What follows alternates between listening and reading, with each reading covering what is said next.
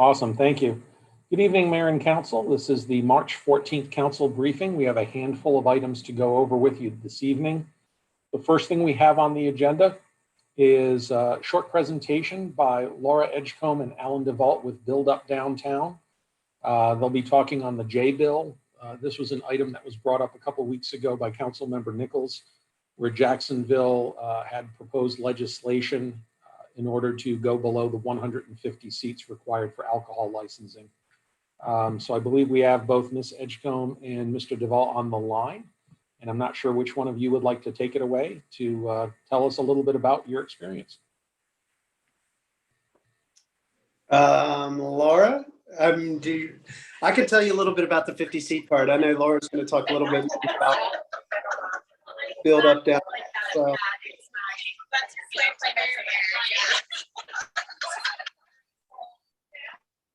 Yeah, I can actually just speak. I was gonna say I can speak real quickly then to build up. Just so that y'all know, as mentioned, Alan will be able to speak to the J bill as it was one of his special projects that he worked on from the inception of the project through. So he'll be able to give you a lot of information. But just to give you a high-level look at Build Up Downtown, we are a newly formed, privately funded nonprofit organization that focuses on advocating and facilitating smart development in downtown Jacksonville. Right now, our boundaries are in line with the DIA's boundaries for downtown the CRA, which goes from Sports and Entertainment District all the way down through La Villa, over the river into Brooklyn, then up and down the South Bank, which you'll hear that's where this particular J bill was in reference to, was in the downtown area, as well as parts of Kings Avenue and San Marco. We have multiple action items, goals, pillars that we stand on. A lot of those which include not only the advocating and the facilitation, but we host developers from out of city, out of state, out of country. We tour them around. We show them all the development projects that are currently going on downtown. Everything from those that are in initial stages all the way through permitting. And actually, ground moving, but then we also talk about the opportunities as well as matching operators with building owners. A big part of our job is to support the DIA and help for the community to understand what incentives are available in the downtown area. And anything that we learn in our downtown, we are excited to be able to share and make sure that it can help with y'all's downtown as well. There's tons of information that we can have a different side conversation, but just wanted to give you a little bit of information about who we are. I'm gonna let Alan go ahead and speak about the J bill. Sure, great, thank you. So the J bill is, as you noted, was this year. It was the North Bank. I've been involved with about 3 or 4 of them. The first one happened in 1987 when the landing was done. So at that point, they did the entire CRA, the North Bank, all the way from basically Brooklyn to the Stadium District, and then the South Bank, that's specifically the CRA district. And they changed that from 150 seats to 100 seats. I came across it at about 2004 when I was at BB's restaurant and realized that at that point, BB's was inside that zone. So BB's was able to get a full license by just putting a few extra tables and chairs out front. So if you ever go in front of BB's and you see those 4 tables out on the sidewalk, that's the reason they're there. There wasn't really designed, but that got them the 100. And so back then too, one thing that's important to note is that the state language called it that you'd have to seat 150 people or more at permanently covered seats, a full course meal. And so that language has been modified over time administratively to be able to serve 150 people food at one time. So there's no longer counting of seats, if you will. There can be to some degree, if you have 50 seats and claim to serve 150 people, obviously that's not going to jive, but they count couches, they count bar stools, which they didn't used to count, and they don't require permanent cover. Now, some of the folks with the DBPR locally, sometimes you have to remind them of that, but that's kind of where we are. And so in 2010, when we were doing Black Sheep Restaurant and 5 Points, still had to have the permanently covered. And at that point, the rooftop itself was not covered. So we were only going to have about 115 or 20 seats permanently covered downstairs. So that's when we initiated. And at that point, a lot of it is defined areas. When the CRA was done in '87, those was a very clearly defined area. And so you could use that as the definition. For the 5 Points area, at that point, it was called the Urban Transition Area, which was part of the Riverside Avondale overlay. So that was a very clearly defined area and zone as well. And so it didn't take much writing of the language. Then a couple years later, a group, myself included, got the commercial character areas of Riverside and Avondale. So to us, it's in red, it's in the overlay. And so somebody who was with the property appraiser's office actually wrote the law. So if you see it, it's about 50 pages now, because that one was a little bit more arduous of a task on how to actually define the boundaries. But they were able to do it. And it was all the commercial character areas would go down to 100 seats. And then the next year, I think Murray Hill, Springfield, San Marco, and maybe one other caught on, and they added that to there. And that was, I want to say 17 or 18. So then this past year, as a way to kind of further incentivize downtown, especially the North Bank, we specifically picked the North Bank, which needs as many incentive as possible, and we changed it down to 50 seats.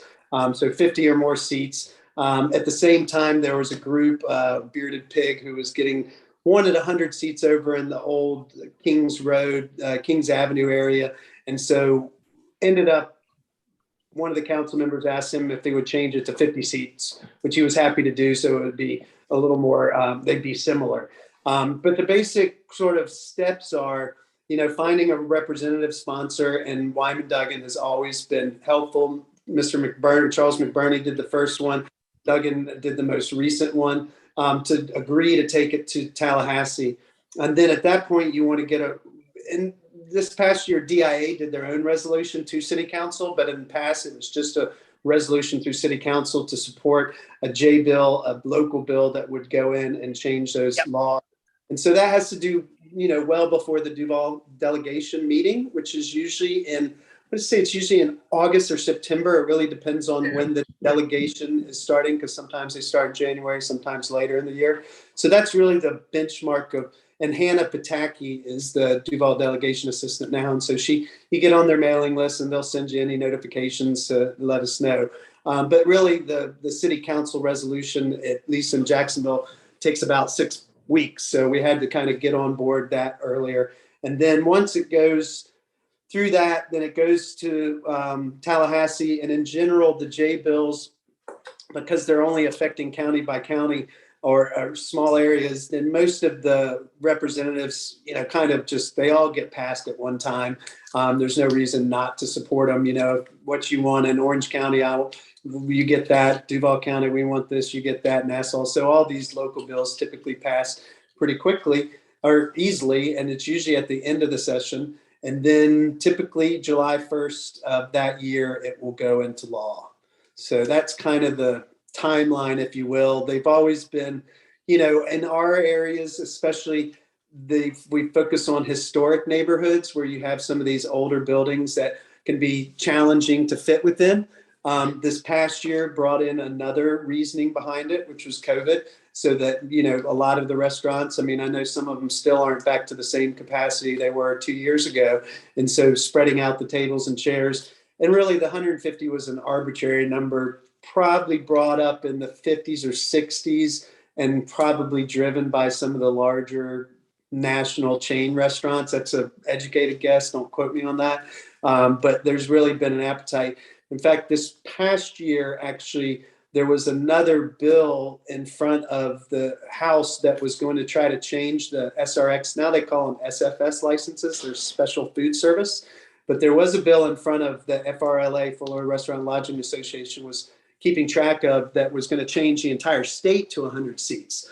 It got about, halfway through it, but then kind of stalled. But I expect that they'll bring that back next year. But there's a couple other counties in Florida that have similars. I think somebody's got a 75 seat law somewhere in South Florida. And I think another county passed one this year, but it's really kind of a county to county situation.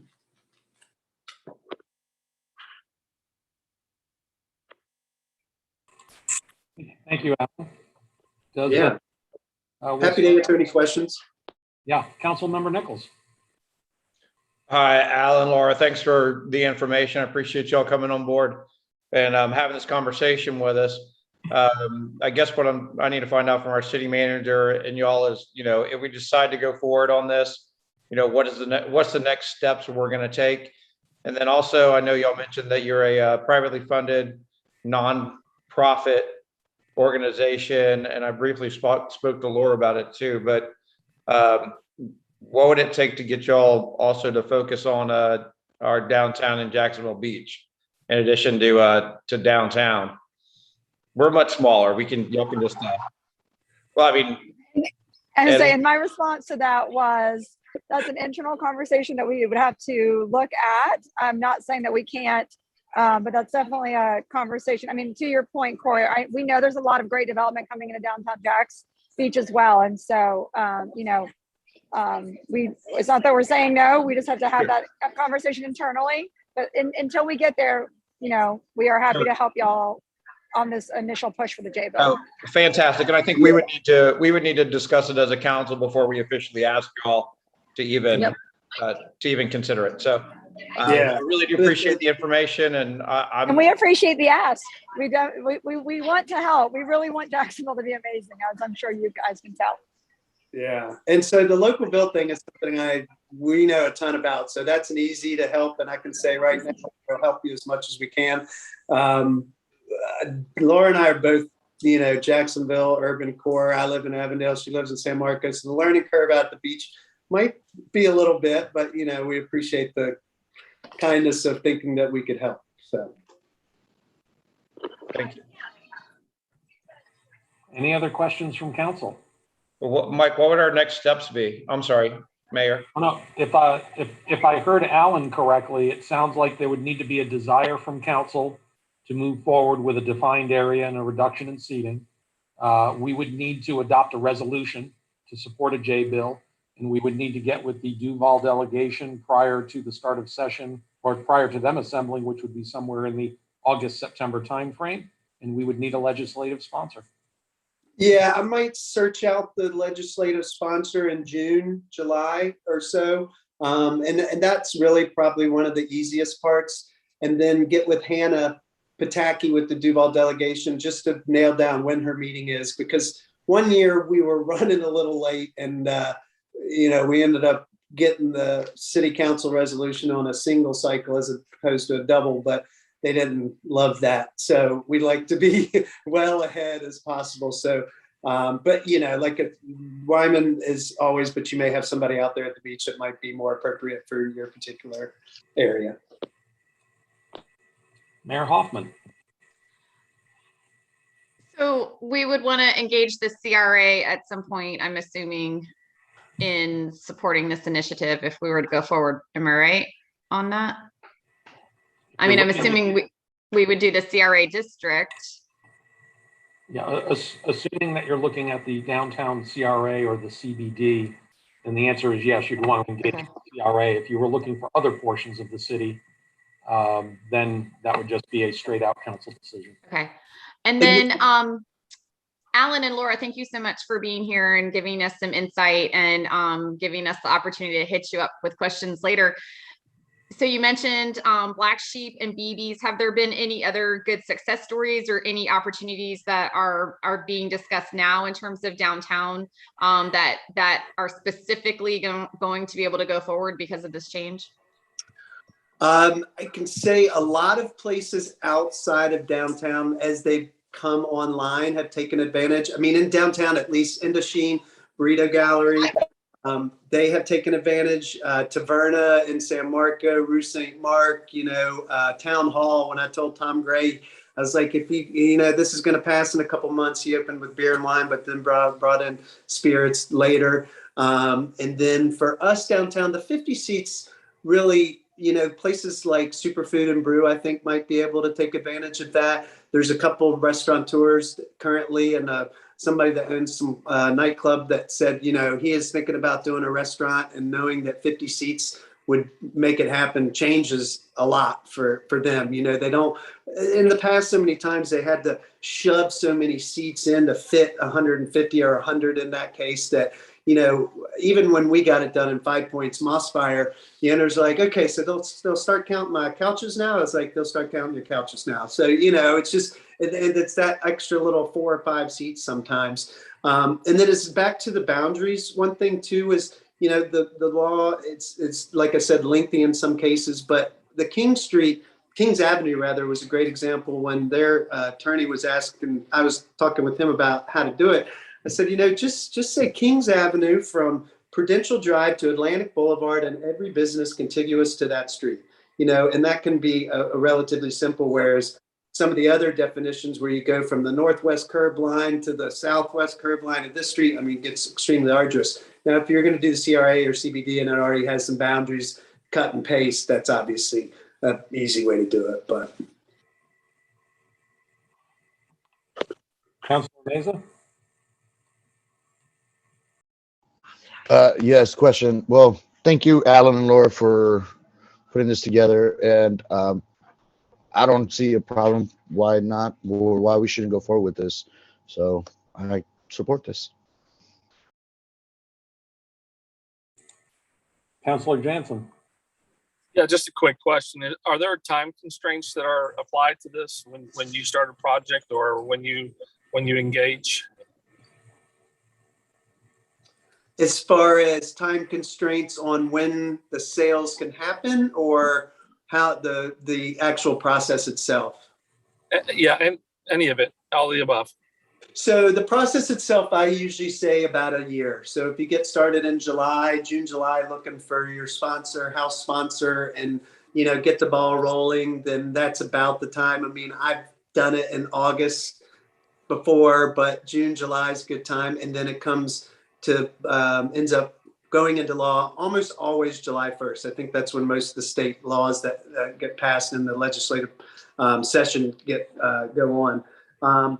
As far as the other time of service and things like that, we have never incorporated anything like that. We have only changed the seating capacity because the way the laws are specifically written, to make a long story short, there's several standard, which you may know, there's several standard licenses, and then there's a bunch of weird licenses. Like if you have 12 bowling alleys, lanes or more, you can have a license. Or if you have a private club, or if you have a ship that has over 100 seats, there's a bunch of little special licenses. And so the SFLS license fits into that category and only really talks about seating capacity.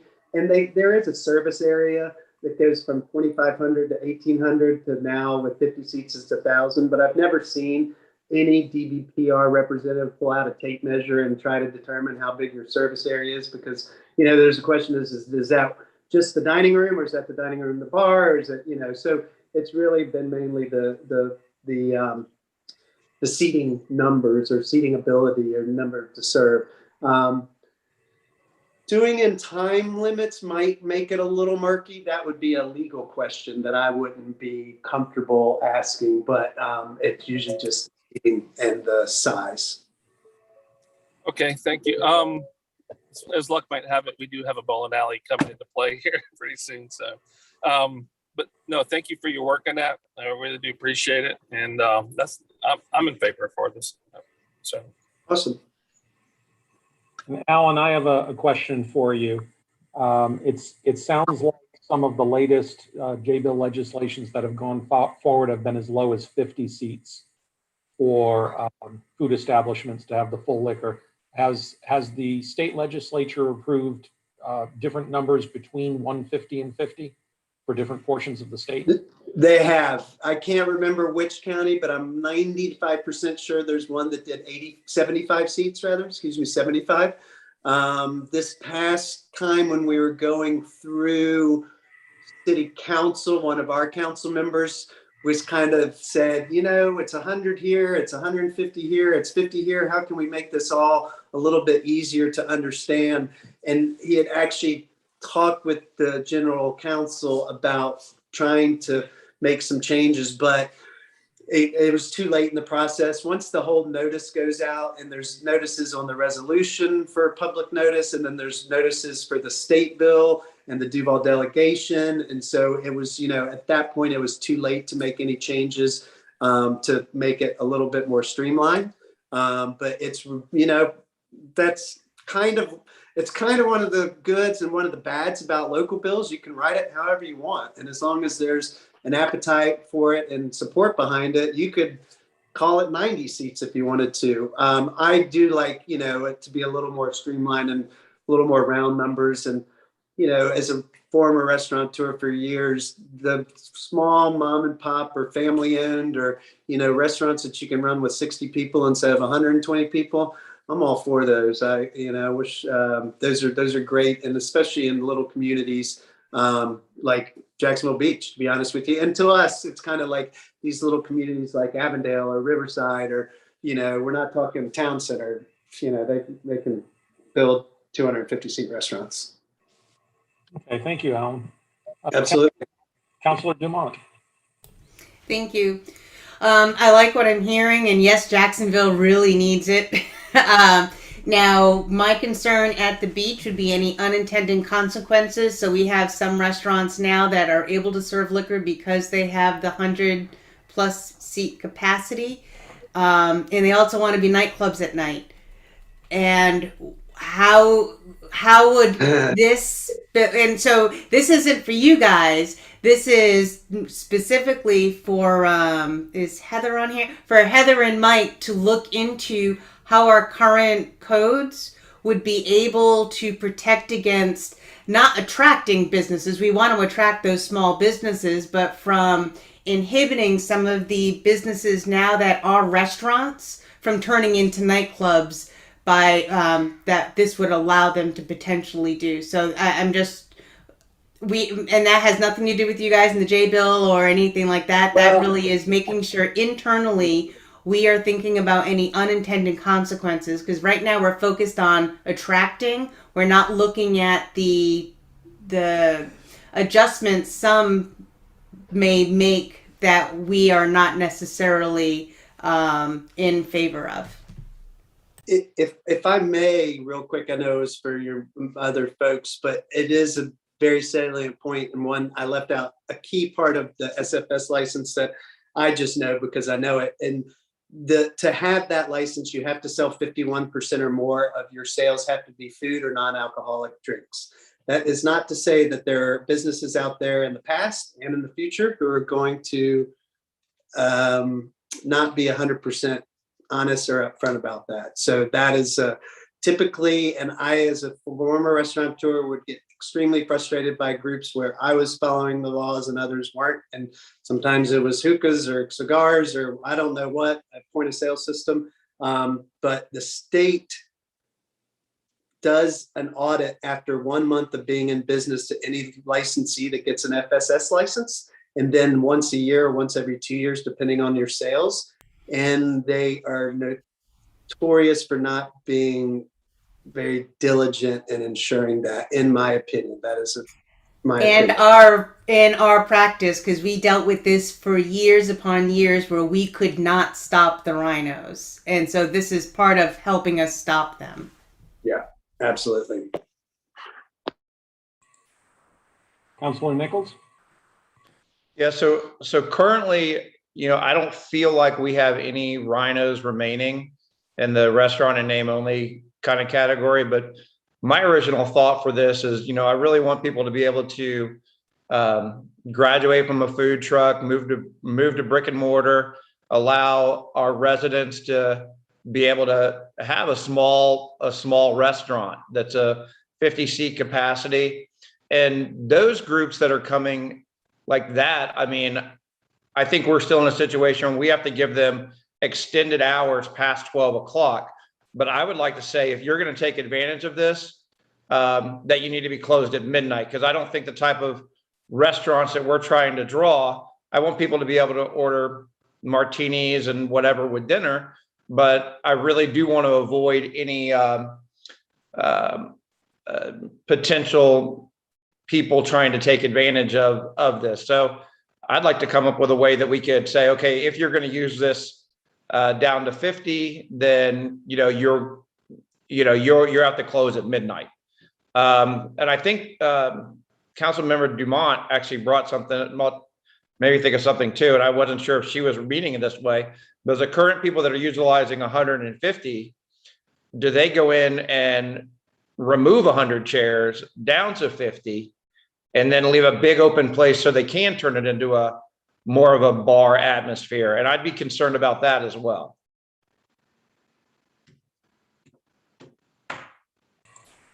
Councilor Meza? I share the same concern with my colleague, Georgette Dumont, and obviously Mr. Corey Nichols. There's still one rhino left. I won't say their name. But I think if this was to move forward and become an issue, I don't know if we can, Mike, but I know obviously they can't remove the chairs and tables. They must stay in place. But the kitchen should stay open and they should continue to serve a full menu at least. But I want to attract the good restaurants that come in here. Carl Catullo's Italian restaurant right off Atlantic in San Pablo. That would be such a perfect fit here in Jacksonville Beach, but there's not a spot for him to come in, and obviously everything's through the roof. But he's a perfect example right now. He does not have the obviously he's not downtown, but he doesn't have the amount of seats to apply for an alcohol license. So he just has beer and wine.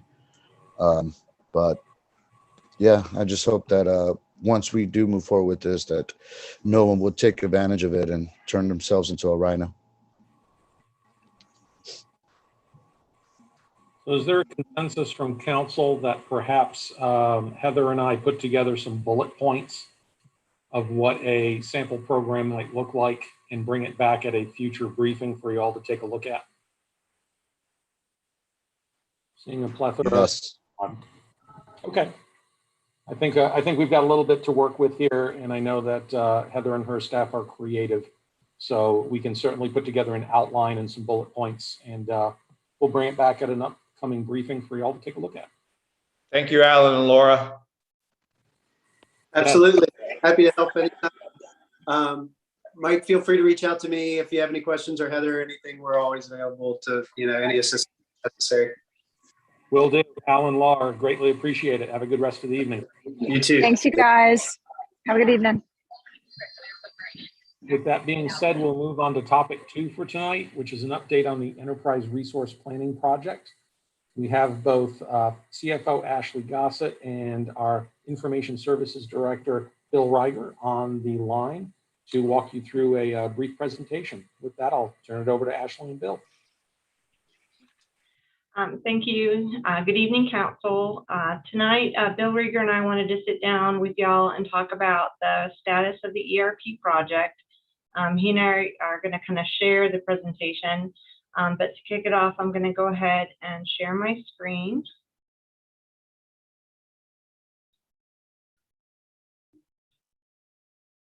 Okay, did it work? Can you see it? Oh, good. I practiced. Okay, so we wanted to cover kind of 4 topics with y'all tonight. Where we've been since we last spoke in April of 21, where we are right now, where we're going, and then get some feedback from y'all about credit card processing fees as we work to implement our utility billing solution. So I'll start it off with kind of where we've been since April of last year when we went to council and sought funding for implementation support and a reboot basically with Gartner.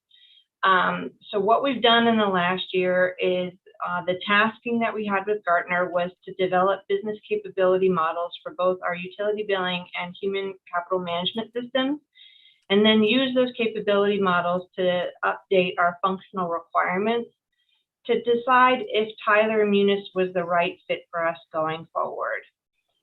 So once we had the functional requirements, we developed some examples or scenarios that we wanted Tyler to kind of demonstrate to us with their software to make sure that in the path forward, they were going to meet our needs. So we spent some time and viewed the demonstration, and we measured their performance and came to the conclusion that we can proceed with Tyler Munis and move our ERP project with them instead of having to pause, put together another request for proposal, and go out and seek another software provider. So we had some things that came up along the way that we were very happy to have a CIO on board to help us with. And we had some unknowns, especially with the hardware and software of our city infrastructure that needed to be worked through. And I'll turn it over to Bill for that part.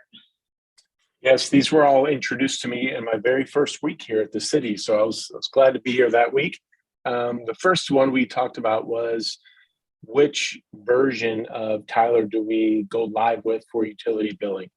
There was a lot of moving parts and pieces there, including Tyler giving us some surprises relative to their versioning strategy as they move forward as a software provider.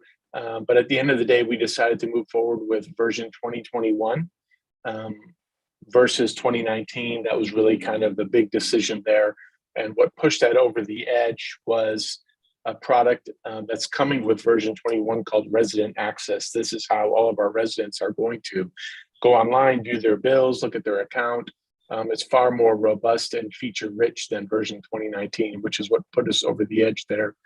The second question we had to answer was, do we host the servers here in our own data center, or do we have Tyler host them in their cloud data center? And that became more of a cost benefit analysis type discussion, which Ashley and AJ were very deeply involved in. And at the end of the day, we decided that we would continue to host on premise like we're doing right now. And that played into point number 3, which was an infrastructure investment, which we were having to make anyway. It was approved in this fiscal year's CIP, was to replace some of our major server environment. So we did an analysis of what that might look like. And actually, our team came up with a very good idea to extend some of our existing hardware that we have in some of our areas, which is a very modern platform. So we're going to extend that and use the funds that were already approved for this year. And that environment is what is going to host the Tyler software moving forward, at least for the next 3 or 4 years. We will continue to have discussions with Tyler about their cloud offerings and when it might make sense to move over to that. At some point in the future, we feel like they're going to force us to move over to their cloud offering, but we don't have to do that right now. So we're going to host on premise here. All the software will be located here. And the final decision process we needed to go through that we're still working through a little bit, and there's some implications based on this discussion here, is our payment processor selection. Since we are going to go with Tyler, we have essentially 3 choices. There are timeline implications there, there are financial implications there, and later on in this presentation, Ashley is going to get a little bit into that. So if you want to talk, Ashley, a little bit more about some actions that we didn't take that we had at first said we would. So as part of the April 2021 tasking with Gartner, they were to help us evaluate Tyler Munis to see if we could move forward, but they could also help us develop a new RFP if we were to move forward with a different solution. And if we were to move forward with a different solution, they were to help us develop kind of a process and integration capabilities between our current software and our future software. But because we made the decision to move forward with Tyler, we have not needed to action these 2 tasking. So to finalize what kind of our current status is, we have detailed project plans in development. Myself and members of my team are working on that in conjunction with Tyler and Gartner. So the plan is to do this software upgrade this summer from version 2018 to version 2021 for the reasons I talked about earlier. We're going to start the utility billing implementation this summer and go live in Q2 of fiscal year 2023. We're targeting February 1st right now. We're holding on to that date a little bit loosely until we find out some more information, but I feel pretty good about that as of right now. We will begin human capital management or the HR platform implementation Q2 of 2023, hopefully in the beginning of the calendar year next year in January, and then go live with that Q1 2024 later that calendar year. That's the plan right now. These things are subject to change. based on the demands of the city. But this is kind of how we see it right now.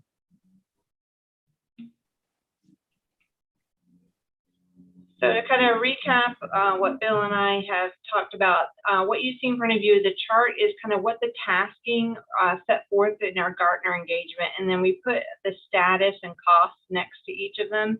So council approved $620,000 as part of our kind of reboot, and we have completed half of the tasks, and the items in red are the things we did not need to work on because we decided to stay with Tyler. So I think we're coming up to our first council kind of feedback and guidance that we're seeking tonight. Would council support us using the funds from our unoptioned Gartner task for additional implementation support and payment processing support? So the unknowns that we touched on earlier was payment processing. That is not a part of the Tyler engagement, and as we learn more about it, it's extremely complex. So right now with our payment processing in SunGuard, our methods have built up over a 30-year time period. You know, the very first thing we offered was just checks and cash at the counter, and then the next thing we offered was people doing bank drafting. And then the next thing we offered was the e-check program. And the next thing we offered was, you know, accepting credit cards through a third party. Well, what we're doing with this project is we're rebuilding all of that simultaneously. So it's been a pretty kind of large discussion, and it's going to require a lot of research on the part of staff. And so we would like council's support, if you're willing, to let us redirect the tasking that we didn't use, to have Gartner help us kind of from an experience point of view and a 30,000th of view, kind of be knowledgeable in our selection of a payment processing partner. So I guess I'll pause for questions and some feedback. Councilor Meza? Ashley, what credit card processing company company have you guys thought about using for this? So we are limited. It's our understanding that we're limited to 3 different partners with Tyler if we want to have an integrated solution. So our goals in the payment processor was to have something that is customer friendly, kind of meeting our customers where they want to be. Kind of offering something that's convenient and readily available online, on the phone, and at the counter. But we also want to have something that's achievable for our staff to manage in terms of the reconciliation and the transparency. One of the things we struggle with now is when somebody makes a payment online, sometimes we don't have visibility into that payment for 24 hours because of the way it's processing through the bank. And so the final thing we're looking for is kind of, is this affordable? I mean, I know that you're aware of kind of credit card processing fees and kind of the structure with the banks.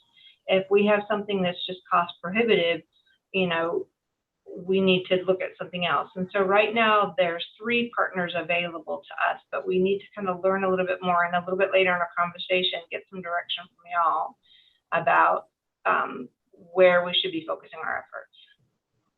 Okay, I just the other question I had was about the fees that were going to come with it. Do you have an idea of what that range is? Yes, if it's okay, can I get to it? I have it in maybe 3 or 4 slides down the row. Okay. I have all of that stuff laid out. Okay, perfect. Any concerns with finance and IS looking at repurposing those funds? Not seeing any objections. Okay. Ashley, Right. ongoing. All right, thank you. All right, so the next thing we're going to touch on is kind of where we're going with ERP 2.0, and then I'll come back to the credit card conversation. So I'll turn it back over to Bill. So this is more of a forward-looking part of the discussion for ERP 2.0. I've been having many conversations with directors here about technology needs, and this somewhat started before. There's a little bit of mixing with ERP 1.0, but we're calling a little bit of delineation with ERP 2.0 to a land management applications. So this would be code enforcement, permitting, GIS, asset management, and document management system.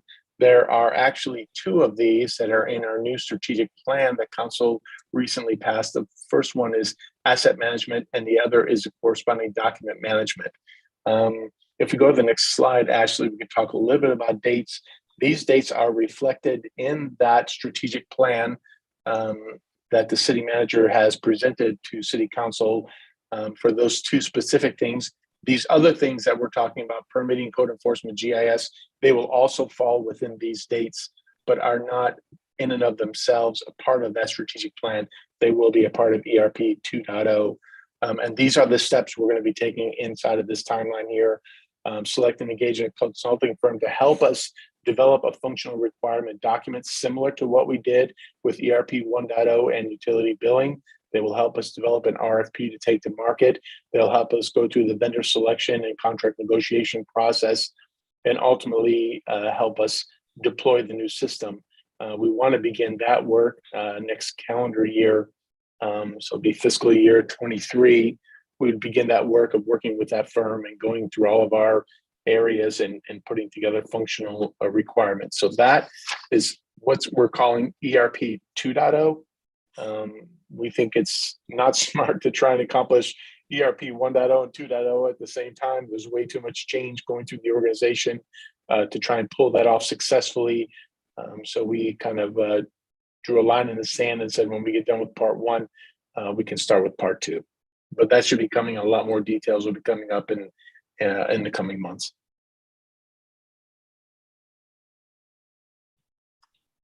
Okay, so now I'll circle back around to credit card processing fees. So where we are right now as a city is our utility customers can pay their bills online through a third-party processor. We use SpeedPay Western Union, and they collect $4.95 per $500 on the credit card payment. And Western Union collects that money and keeps that money. The city never sees the $4.95 per payment. We just receive the utility amount due to us. And when we first went down the path of credit cards back in 2013-14, when our project plan had been just to upgrade SunGuard, we came to council at the time, and council approved a 2% convenience fee when anyone wanted to present a credit card for payment. But the SunGuard project did not go forward, so we never actioned that 2% convenience fee for the city accepting credit card payments. So where we are today, I thought the council might be interested in kind of seeing our Beaches Energy customers, our utility customers, the way in which they make payments to us right now. And I kind of spoke about this earlier, kind of all the different payment methods that we have, how they kind of grew up over the last 30 years. And as you can see in the chart here, 23% of our customers are signed up and they pay by bank draft. And then we have another 23% of our customers that go to our website and pay via e-check. And right now we only have 6% of our customers paying by credit card. And that's, almost evenly split between going onto our website and making the credit card payment, or calling into our interactive voice recognition system and paying by phone. So we are not quite certain how this is going to change when we move to a new system and a new payment processing option, because some of our customer behaviors are kind of, they're who our customers are. You see about 15% of our customers are paying by mail. And whenever we kind of have a conversation with them, most of those customers say, well, that's how I, do my personal finances. I want to write you a check and mail it to you, and I'm not interested in making a change. So we're not entirely certain how much this is going to shift when we are able to move to our new processing system with Munis. I think, Ashley, the big shift is going to come with the walk-up counter and drive-up window. Yes. Yes, that we expect to see a little bit of change there, because right now when someone has a deposit on a new account, because we're not able to pay by a credit card online, they have to physically come to us with their application and their deposit fee. So the question that was asked earlier, kind of what are we looking at in terms of credit card fees? So I put this little chart in here to kind of show all the different people that are involved in accepting our credit card. So there are going to be interchange fees that we can do nothing about. They're set by Visa, MasterCard, Discover, and Amex. And those costs range by the type of card a customer is using and the method by which they're paying. If they're at face-to-face transactions, on the phone, online. And so the cost can be as low as 0.5% for someone using a debit card, or 3.5% or perhaps higher if the customer has a cashback rewards card or any kind of club card. So we're going to see a range in price just in interchange. And then on top of interchange are processing fees, and that's who are kind of who we're going to partner with to be our payment processor. What we're seeing in estimates from partners are about 0.5% plus 50 cents per transaction. So right off the top, we could be paying 4% of our transaction in fees to the bank and a credit card processor. So the consideration. I think we have a question. Oh, sorry. No, I could wait. Okay. So some of the considerations we wanted to put out in front of council is we did a survey of some of the other Florida public utilities, kind of our neighbors, our partners, and the majority of them are charging a convenience fee to their customer. And that convenience fee varies. I've seen a lot of differences. JEA is $2.20 up to $500. Ocala is $4.75 per 500, and I've got kind of a laundry list, but it's not uncommon for public utilities to charge a convenience fee for someone paying by credit card. And we did some data modeling on what kind of the city's cost would be if we considered absorbing fees, and the numbers vary based on participation rates, but we're looking at maybe $400,000 up to $1 million a year in credit card fees if we make that option available to our customer without any kind of convenience fee. And so if we're looking at an additional $1 million in expenses per year, then we would probably want to come back to council and ask for some consideration in adjusting the rates for each of our utilities, electric, water, sewer, stormwater, and sanitation, to recover those additional expenses. So the conversation we were hoping to have tonight with council is to get your feedback on whether or not you're in support of using convenience fees or you're preferred to absorb that, because that feedback will kind of drive how we engage or who we engage with to be a payment processor. And with that, I'll now kick it over to Councilmember Meza. Yes, Ashley, can you go back 2 slides to what you were showing us, the graph? This one? The one before. Yes, this one. So you were saying 15% pay by mail, and they said they wouldn't change the way they handle their finances. Is that what you said? Or something along the line? Yeah, so we try and do periodic kind of education events about all the different options our customers have to pay, because we want to make it as convenient as possible. And so anecdotally, when we have someone paying by the mail, as we're all aware, the U.S. Post Office has seen kind of a slowdown in the last year or two. So we have people that are kind of late paying where they had not previously been late payers, and it's because we're seeing a 1 to 2 day delay in the post office. So when we're having that conversation, we kind of identify the different ways that they can pay, and some of the feedback we get is, no, I like to write you a check, and I'm going to continue doing that. So Now, we might see some change. oh, so if we were to change some stuff around, will these people still have the ability to pay by check, by mail? Yeah, so it's our kind of goal with the implementation with Munis is to not eliminate any options available to our customer, because as you can see, they're using them. So we'll still have a pay by mail option. We'll still have a walk up option. We're just looking to make our online option more robust. And we're looking to actually accept a credit card at a face-to-face transaction, which is what we're unable to do right now. Okay. Now back to the other slide on the, not that one, it's the other one. Yes, this one. So you were saying that if the city was to absorb all the processing fees and obviously the the residents, when they pay with credit card, that we will be absorbing $400 to $1 million a year, or for the year. That's if we absorb the all the fees. Is that correct? Yes, sir.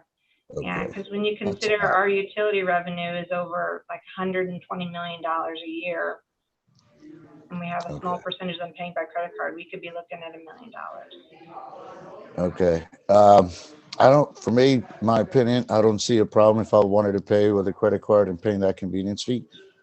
I don't mind it. So I don't know where the other council members and the mayor stand on this, but I don't know if the city should absorb. I don't think the city should absorb the fees. That's my opinion. So. Mayor Hoffman. Can you go back one, Ashley, to the pie chart? And I might just be, I might have missed this. Can you talk about the difference between online e-check, online banking, and bank draft? Sure. So a bank draft is you filling out a form with the city saying, on the day that my bill is due, just draft the money out of my account. So bank draft is kind of set it and forget it. Online banking is people that are going online with their own personal bank and setting up auto pay within their own bank. And so 17% of our customers want to have that set up with their own bank. And what the bank does is transfer files to us. And so that's why we have them as its own kind of wedge. And then online e-check is somebody going to our Beaches Energy website, logging in and saying, make my payment, and then make my payment by like bank account. So that is the online e-check. And the phone e-check is them doing the exact same thing, but just calling us, calling our customer support line to make the payment.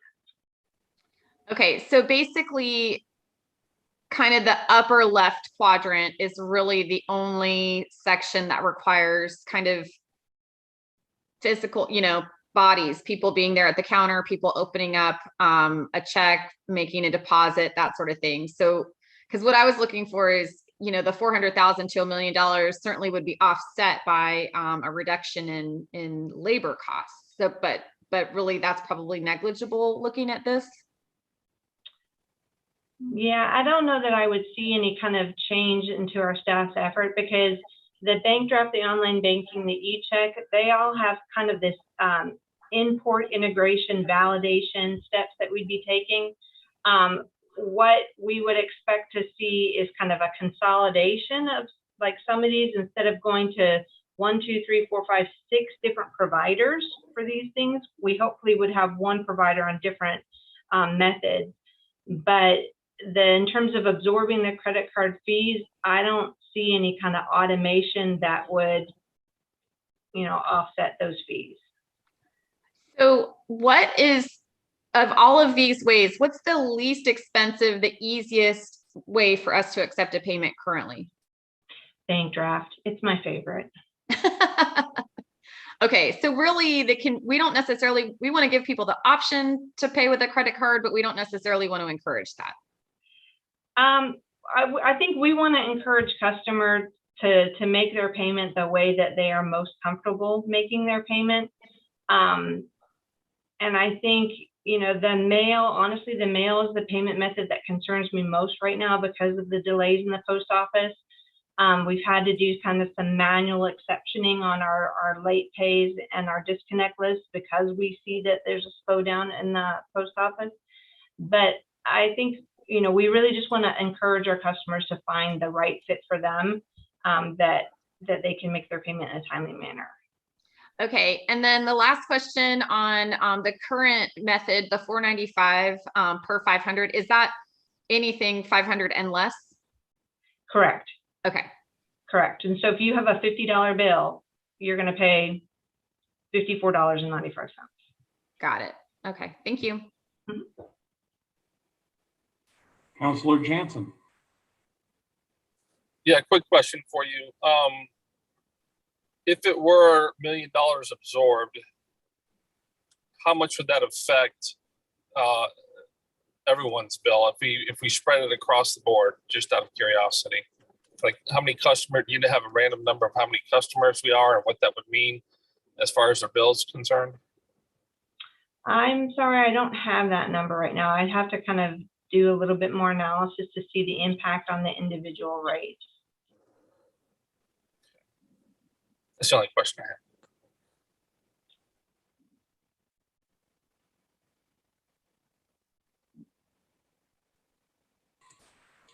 So I'm not seeing any other hands. But from council's perspective, do you have any issues if Ashley and Company proceeds with an assumption of passing on convenience fees? Councilor Meza?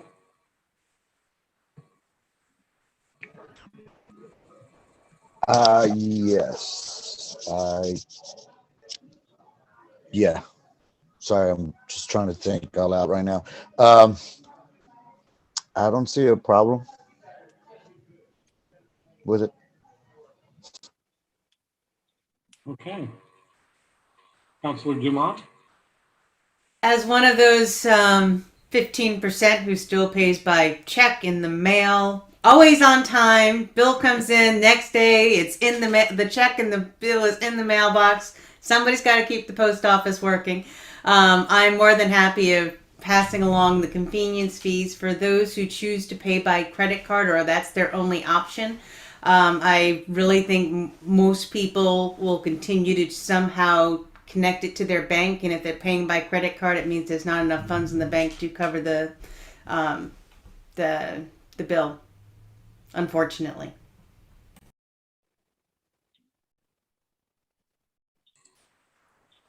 Okay, Ashley and Bill, I think you've got your direction. So our next steps are to kind of keep moving forward with the implementation project, and at a later date, we'll be back in front of council for formal approval about what the convenience fee will be. So, you know, we're going to have to do some kind of exploratory research to figure out where that fee should be set at. So we anticipate being back in front of council before implementation day. Thank you. Thank you. Thank you both.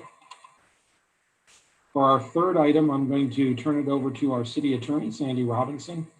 She took the briefing that we had a couple months ago where we talked about remote participation, heard your comments, and basically came up with a revised draft for your consideration. So with that, I'll turn it over to Sandy. All right. Well, thank you, Mike, and good evening, council. On your agenda tonight is the remote participation policy for a second time. In preparation for our meeting tonight, 2 drafts were forwarded to you to review. If you have them available, that would be great. But the first draft is marked first draft, and that is the draft that you discussed at your briefing in January.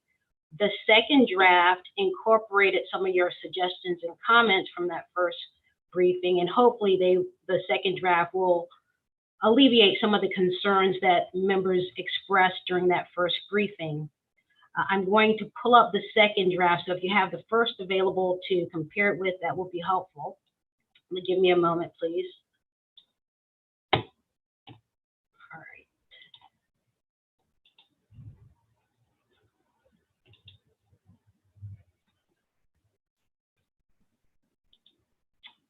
So can everyone see the draft that's on the screen? All right. Yes, and it's small. Okay, so if you have the first draft, most of the comments that were made in that first briefing are contained in section 2 of the first draft. The incorporated changes in the second draft, the ones that's on the screen, are contained in section 3.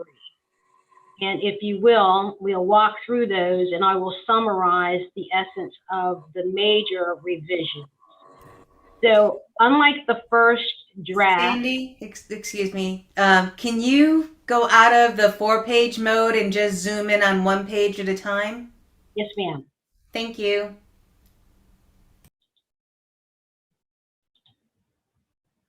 Okay, so in the first draft, as I said, section. And increase the zoom, please. Or we reduce the size of Microsoft Word to only be at the size of the page. Oh, there you go. Does that All right, help? we can see that.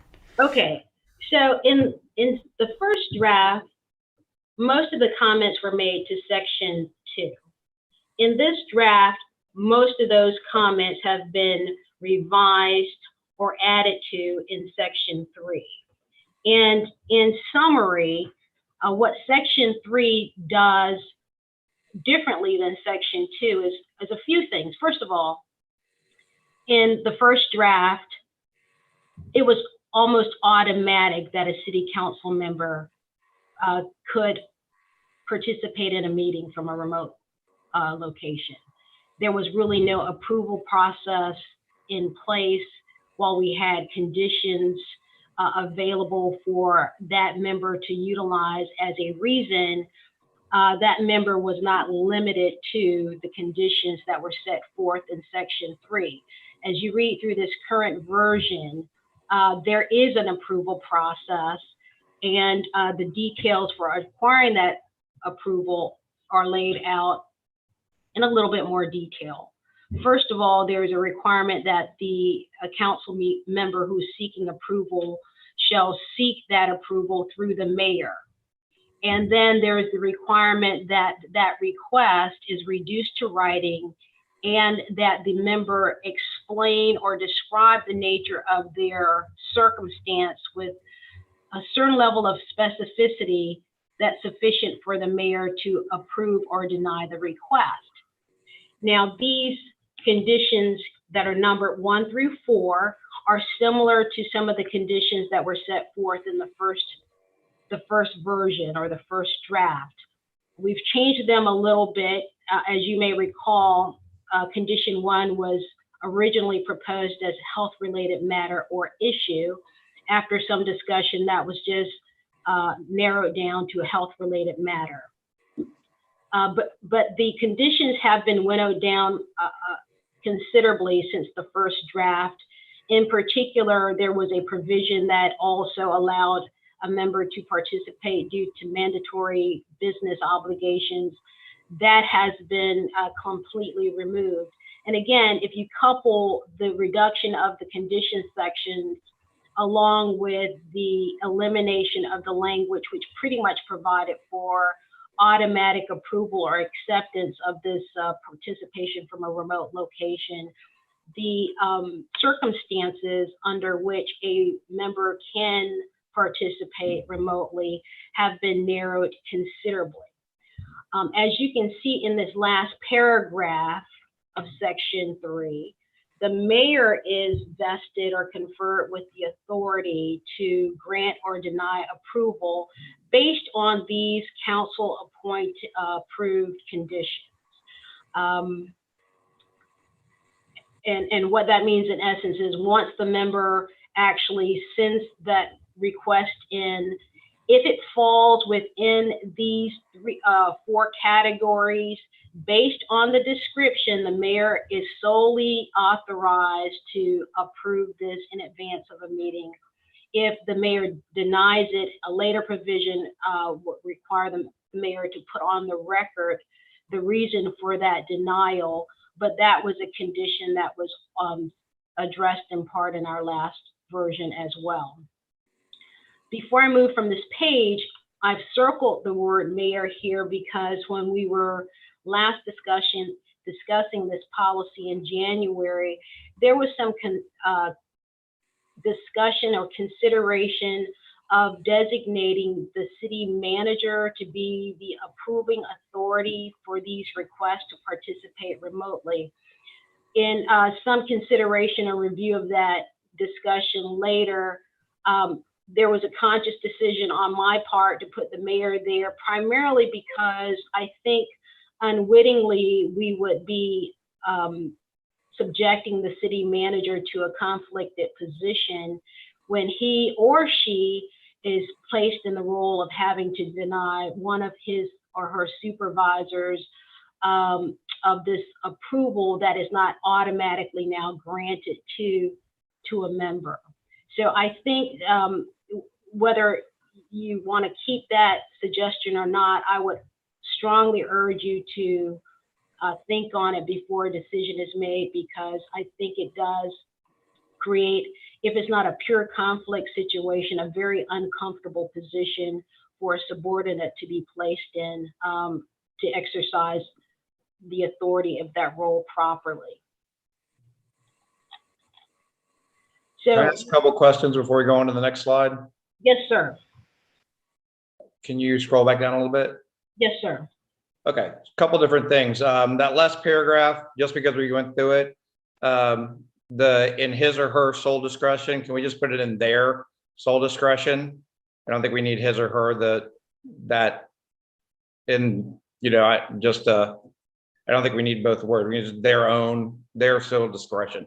Now, so my concern about having, this is a two-part question.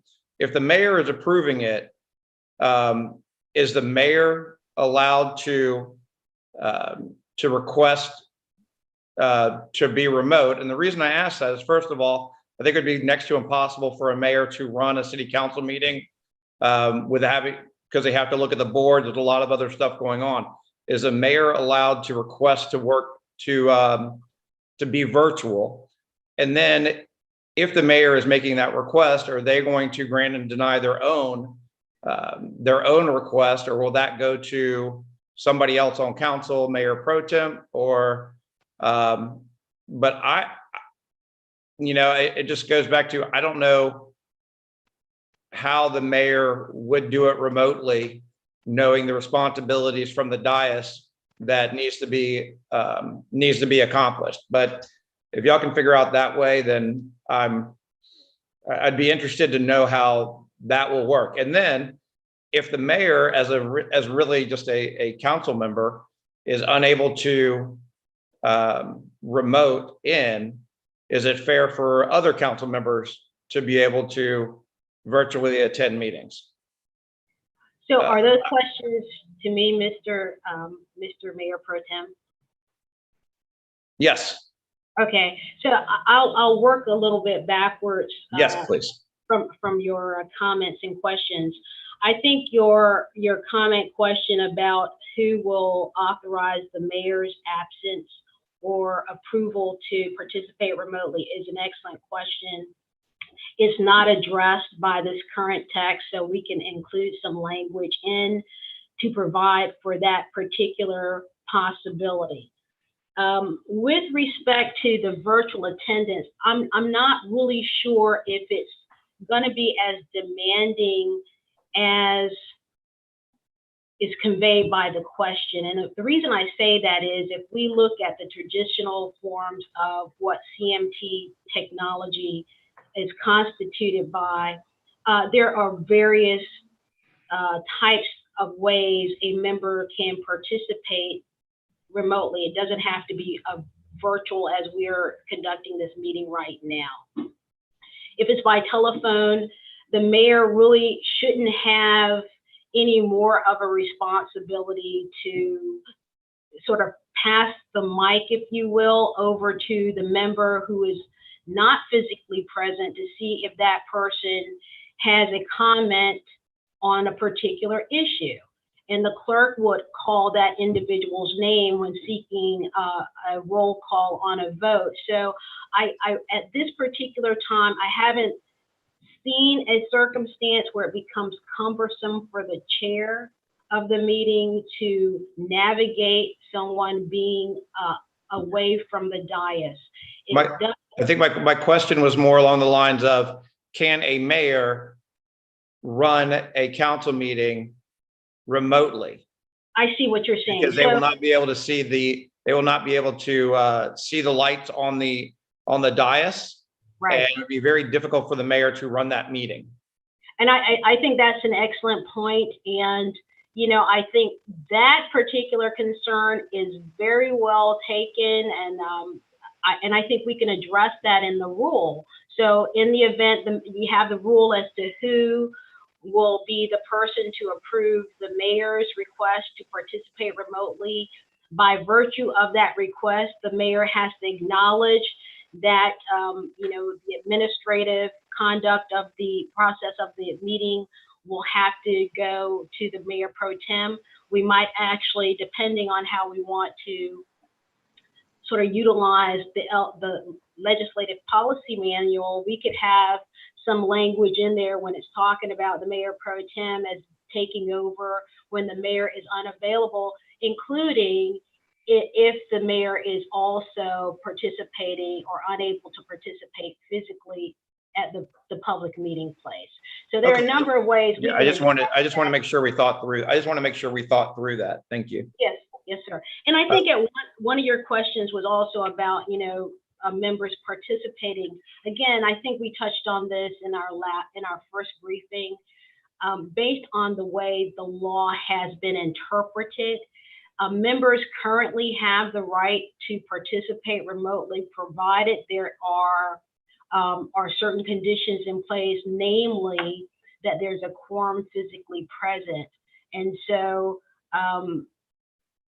you know, I think we can accommodate in our rules or processes if more than one member is taking advantage of that particular opportunity. But I think that the council is in a great position to control and or limit the conditions under which this privilege can be exercised going forward. Thank you. So, okay, so my other questions have related to section 3, number 1, health related matters. Yes, sir. Are we potentially getting into HIPAA issues if they're having to define in writing what their physical ailment or health related issue is? And will that be made public at a council meeting if the mayor determines that it is not at their sole discretion approved and would have to come out in a city council meeting? I would probably state that it's a privacy issue more than a HIPAA issue.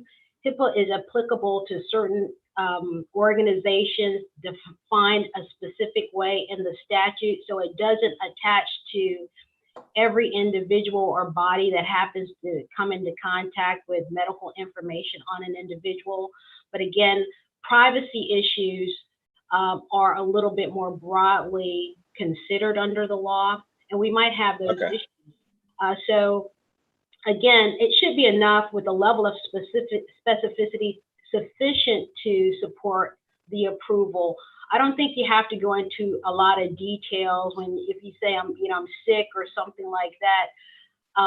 Absent a provision that the council wants to include, which requires something other than I'm sick or I'm ill, I think that should be enough for these purposes. Okay, but then I guess, you know, if detail is in an email to the city, to the mayor, then it becomes public record, and it's would be open to sunshine laws, right? Yes, it's a matter of transacting, if it's in the nature of transacting business, which this obviously would be. So again, you can delete, well, not delete, but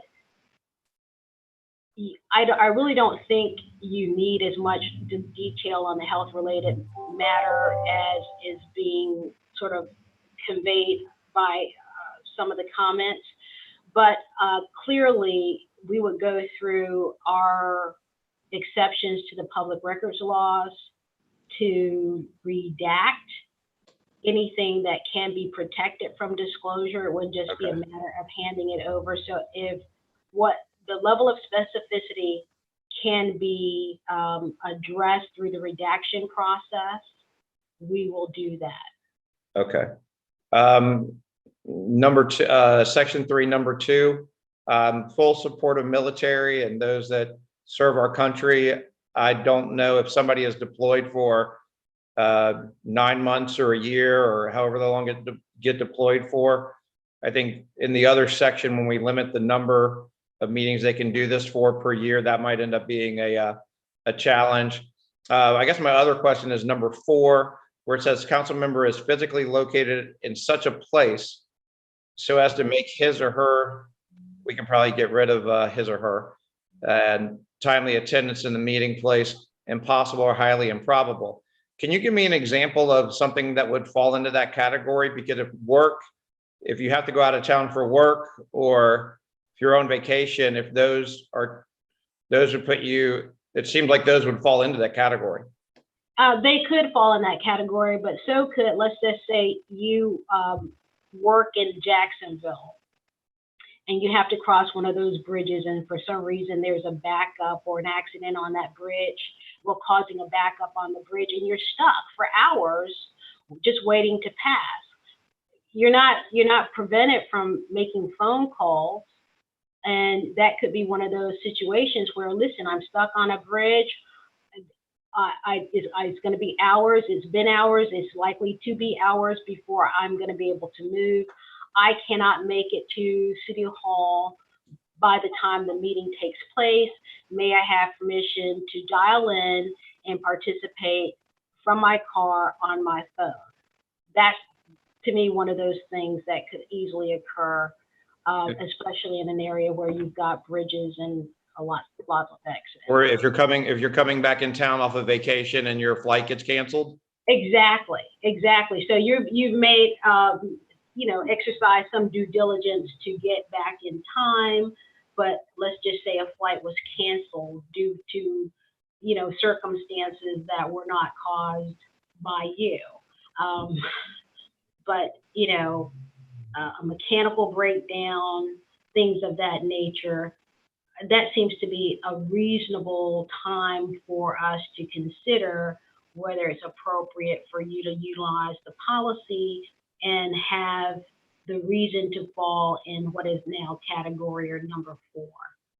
Okay, thank you.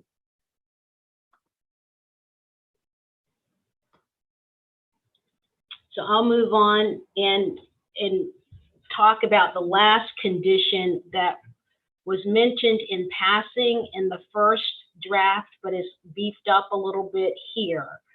And so that's the situation where someone needs to or wants to participate from a remote location, but their reasons for doing so or needing to do so are not set forth in those 4 paragraphs that we just went through. And so in the event that a member wants to attend remotely and it's not one of those pre-approved conditions, for a reason that's not one of those pre-approved conditions, then they can seek permission to participate remotely for good cause shown. And in this particular paragraph, what we've done is set forth how the approval will be acquired, if at all, for those kinds of requests. So the mayor would not have approval authority on a request that didn't fall within those 4 categories that we just discussed. If someone can't meet that and still wants to make a plea to participate remotely, that request would have to come to City Council, and City Council members that are present in the meeting would determine whether that member has demonstrated good cause in their reasoning, and also vote whether their request should be approved or denied. The last sentence of that particular provision requires that that particular vote or discussion is taken up at the start of your meeting rather than somewhere later on. But this particular provision, this first paragraph on the second page, really fleshes out just a condition that we made in passing in the first draft. I'll go down a little further. We've touched on that in one of the questions tonight. What has been included in this draft and which was not included in the first is an opportunity for us to define communications media with technology. And by defining it, I mean that we can limit it to specific types of technology if that's the wish of council. I didn't try to fill that in because, you know, the different types are sufficiently broad to provide someone with access in a true emergency situation. And so I like you just to bear in mind that if you decide to limit the technology, that in itself might seriously impact a member's ability to participate, depending on where they are at the time the emergency circumstance arises or the unforeseen circumstance arises. And then section 6 provides for us to decide, or the council to decide, how many times a calendar year or within a 12-month period or even a shorter period a member can participate remotely. Again, I didn't want to, you know, step into council space and offer a number of times for you to consider, but certainly if I bootstrap this section with what Mayor Pro Tem Nichols earlier asked, this could end up having a negative impact on someone who is under a military deployment. But of course, I think the consideration in that instance would be if there was not the policy in place, most likely that deployed member wouldn't be able to participate at all. So they're going to get something by virtue of having a policy in place. And then if it ends up being not sufficient enough, council could arguably consider additional times under good cause shown, or simply leave that member to the circumstance that that member would otherwise be presented with if they were deployed and they just didn't participate at all. So I think that constitutes basically the major changes between the two drafts. There was some wordsmithing throughout. I'm going to scroll back up to that first page, or the second page. Section 2, paragraph 3 provides for advance notice to be given to either the city clerk or city manager, primarily to have that person make sure that they're able to be heard during the meeting, or you could say it's just an initial heads up, however you want to describe it. But I didn't choose between the city clerk and the city manager here. The function that one of them would serve is purely administrative, but council can elect whether that notice should come through the city clerk or through the city manager. And I think that summarizes, again, everything that is a major revision, and I will conclude my comments with that. Councilor Nichols. In section 6, I think I'd like to suggest no more than 4 times in a calendar year and no more than 2 concurrent meetings. Consecutive, sorry, yes. So 2 times a year. No, four times a year. 4 times a year, and no more than 2 in a row. Yes, sir. So really, you wouldn't have 2 months, basically, of an absent member, not 2 Correct. full. You might have a month of meetings that are missed by a member. Then they'd have to be physically present or absent, and then they could come back at the second meeting of the second month and ask for permission to participate remotely. Yeah, I think that's the most that I would even approve, but I still think I'm not very much in favor of this. I think we typically make it so, but that would be my suggestion. Okay. Councilor Jansen? So a couple questions come to mind. Number one,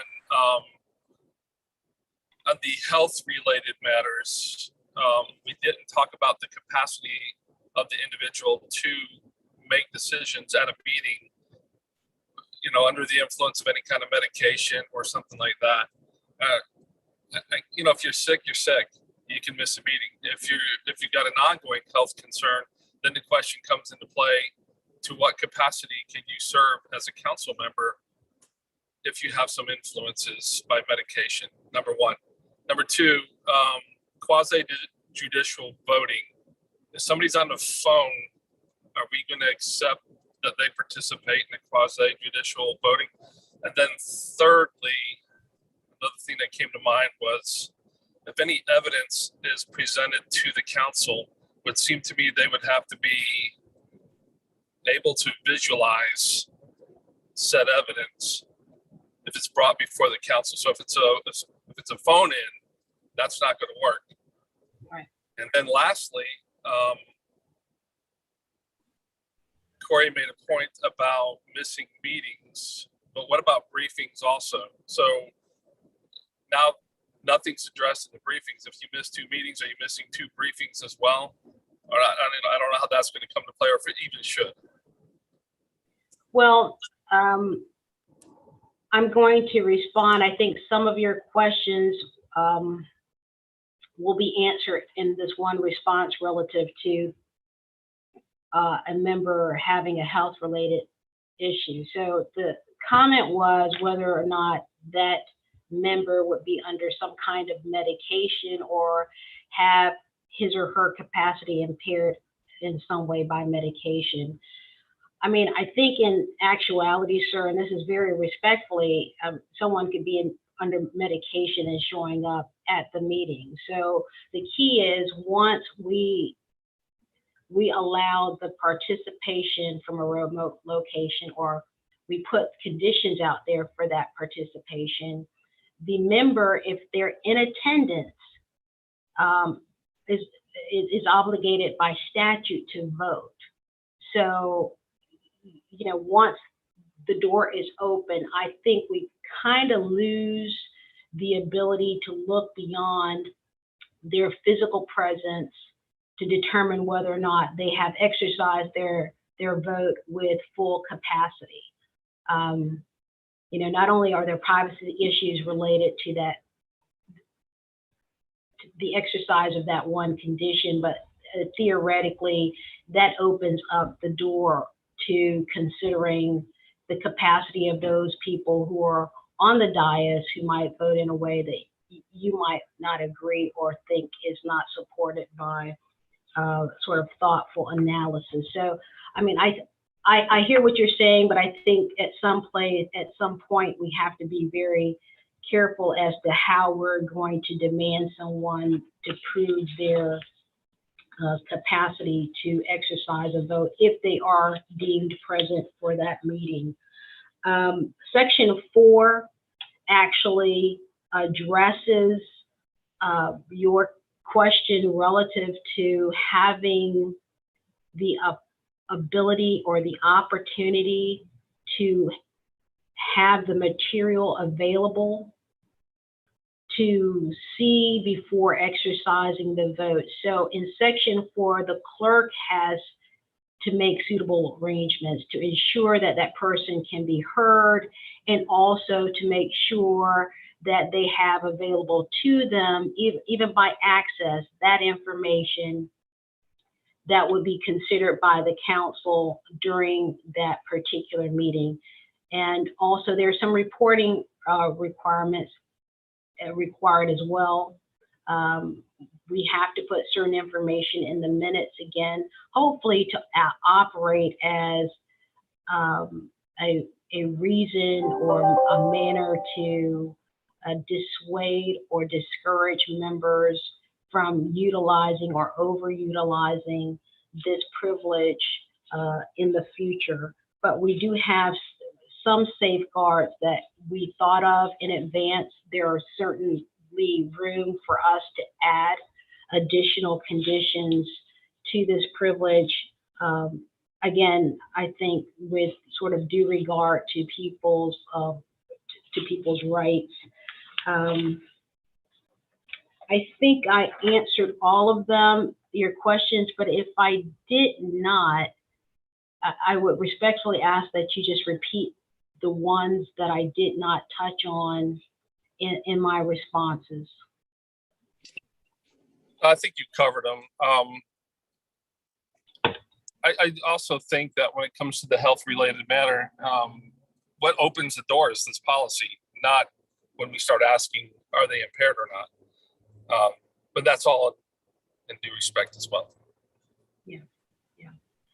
It's a tough road at this point. When the question came up, the state of law is that the right already exists. And so the discussion around adopting a policy was really sort of intended to standardize the processes so that, primarily the public would not be concerned as to whether or not what was going on could in fact legally go on. But one other thing was the briefings. The briefings. The briefings, yes, sir. So the briefings are not a regular, they're just meetings of the council where there aren't votes cast.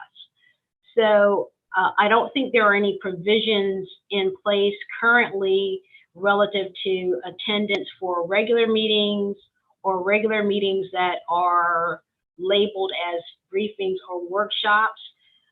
We could probably write something into that effect if that becomes the wish of council. But this just applies to members or meetings of the council. And I would probably speculate more than anything, but I would guess that a member would not seek this level of approval to participate in a briefing, because you've got, as a policy, you don't do any voting during the briefing. And so, it's basically a listening session for council in most respects. So I just don't think the briefings will be that concerned. But again, I think you can put whatever presentations you want on regular meetings, whether they're voting meetings or briefings. No, I understand. We don't vote, obviously, but we do kind of set direction. So there is input from the council when the administrative staff, the city manager, is looking for direction, or yourself even looking for direction where to go. Then the participation is kind of important.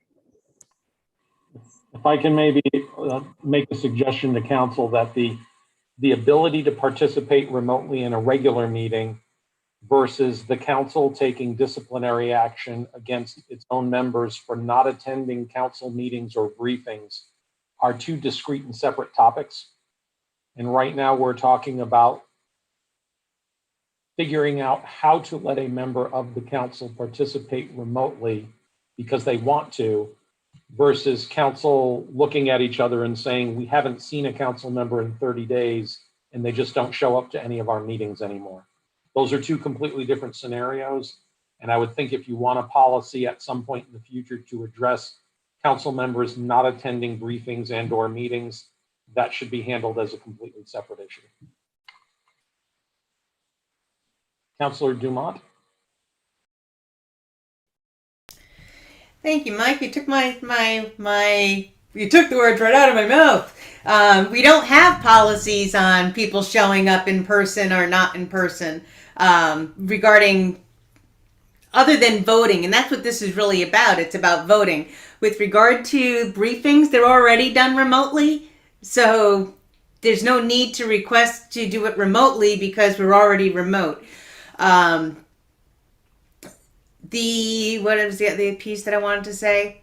The mode of participation, because of our current capacity and capabilities within the council chambers, I would just leave it at phone. And it's the easiest way for people to be able to phone in.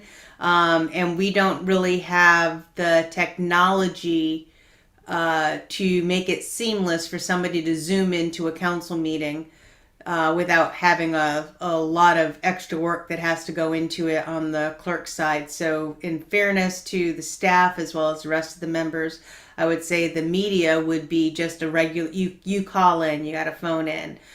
Then with the approval to participate and attend and vote remotely, the numbers that were put out, I'm fine with. But again, what is it we're trying to do here? It's not like, if we just stop showing up at council meeting, there's nothing that's going to be done under the current policy. Yes, you'd face it if you want to run again, but there's no current policy saying, oh, now we're going to do something, and we don't even know what that something would be.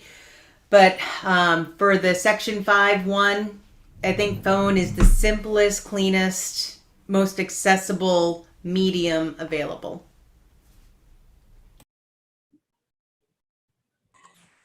Councilor Golding. With regard to Section 5, I was looking at what some other communities had, and they kind of left it. They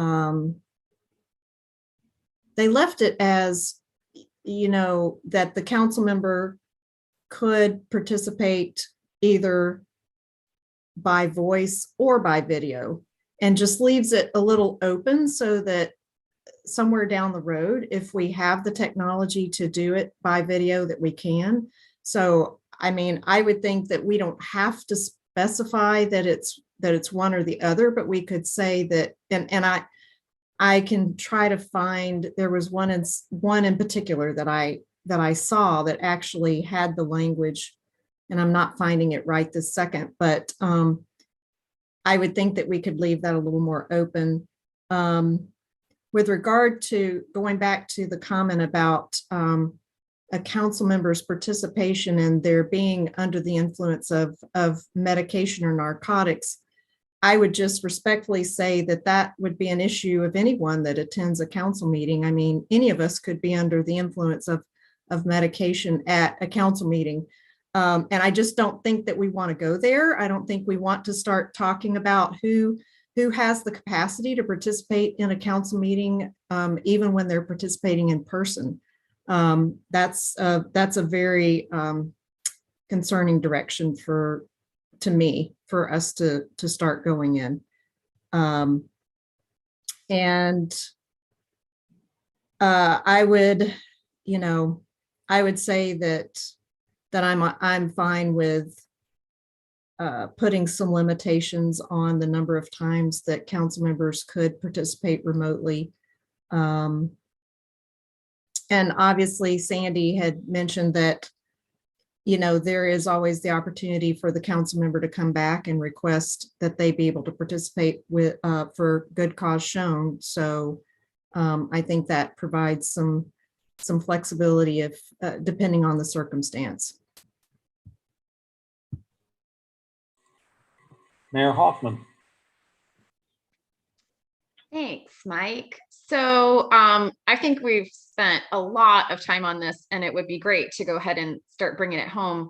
I'm 9 years into serving in this body, and we've only even encountered this once. I do think that we should have something because I think if there is a desire to actively participate, especially while going through one of the aforementioned challenges, that we should be able to have an opportunity for that, within reason. I agree with Corey's suggestion of the 4 and 2. I was actually going to go with 2 total. So 4 and 2 is good for me. I do remember that there was a state definition of CMT when we were doing everything during COVID. I just remember Mayor Latham reading it before every meeting. So I think there might be verbiage already there from when we were having our regular meetings remotely that we could just pull.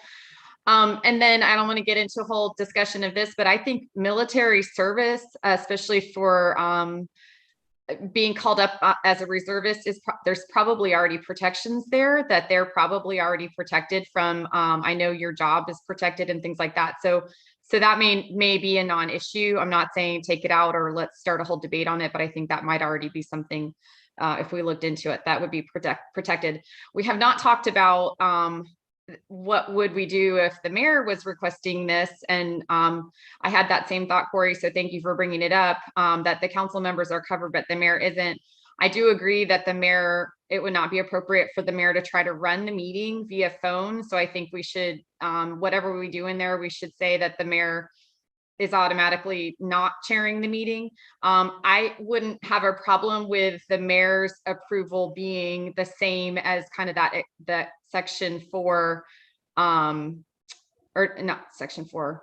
Oh yeah, having the city council approve it. I think there's probably a higher standard and expectation for the mayor, but I don't know. I don't see who else would be the one to approve it, since we've already explained, and I agree with the reasons why it wouldn't be the city manager. So that's just my 2 cents. Let's bring this puppy home.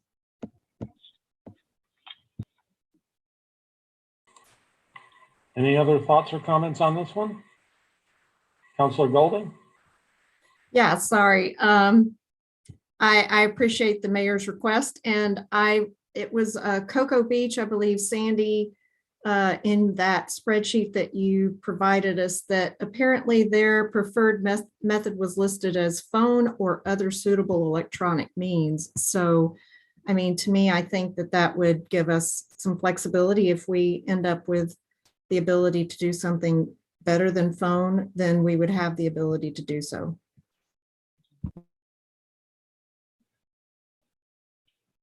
Okay, so I think I have my direction. I will make the changes that have been suggested tonight. The only thing I would ask is it better for everyone for me to simply take out a definition for CMT, since that tends to be sort of broadly defined by state law or case law? And that just opens it up a little bit more for everyone. So thank you. I have what I need, and I will get this draft out to you as soon as possible. Thank you, Sandy. That brings us to item D, order of business and consent agenda, which is also Sandy. Yeah, so I'm going to try to close out my screen here. Let's see if I can do that without losing where I am. All right, so there are no drafts available for you to review on this, members of council. But the reason this is on the agenda really sort of falls out of the recent council meetings where we had a number of speakers show up for courtesy of the floor. And in the first instance, the question that was presented to me was whether the council had the ability to alter the order of business so as to provide the earlier slots in the agenda to those people who were just at the meeting for business purposes and could conduct their business fairly quickly and be out of the room. Now, when that question was first presented, my eyes fell primarily on a section of the code that dealt with the order of business, which was section 2-33. So my question right now is, can everyone see my shared screen? Is that a yes, no, maybe? You're going to want to zoom in again. Okay.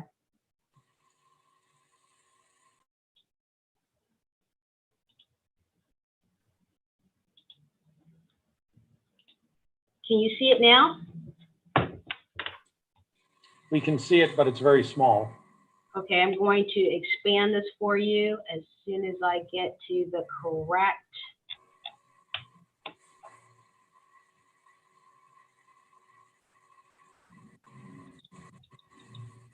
All right, give me 1 minute. Tell me if you can see that more clearly now. There you go. Okay, so when the question was first presented, my eyes originally and initially fell on section 2-33, which was the order of business.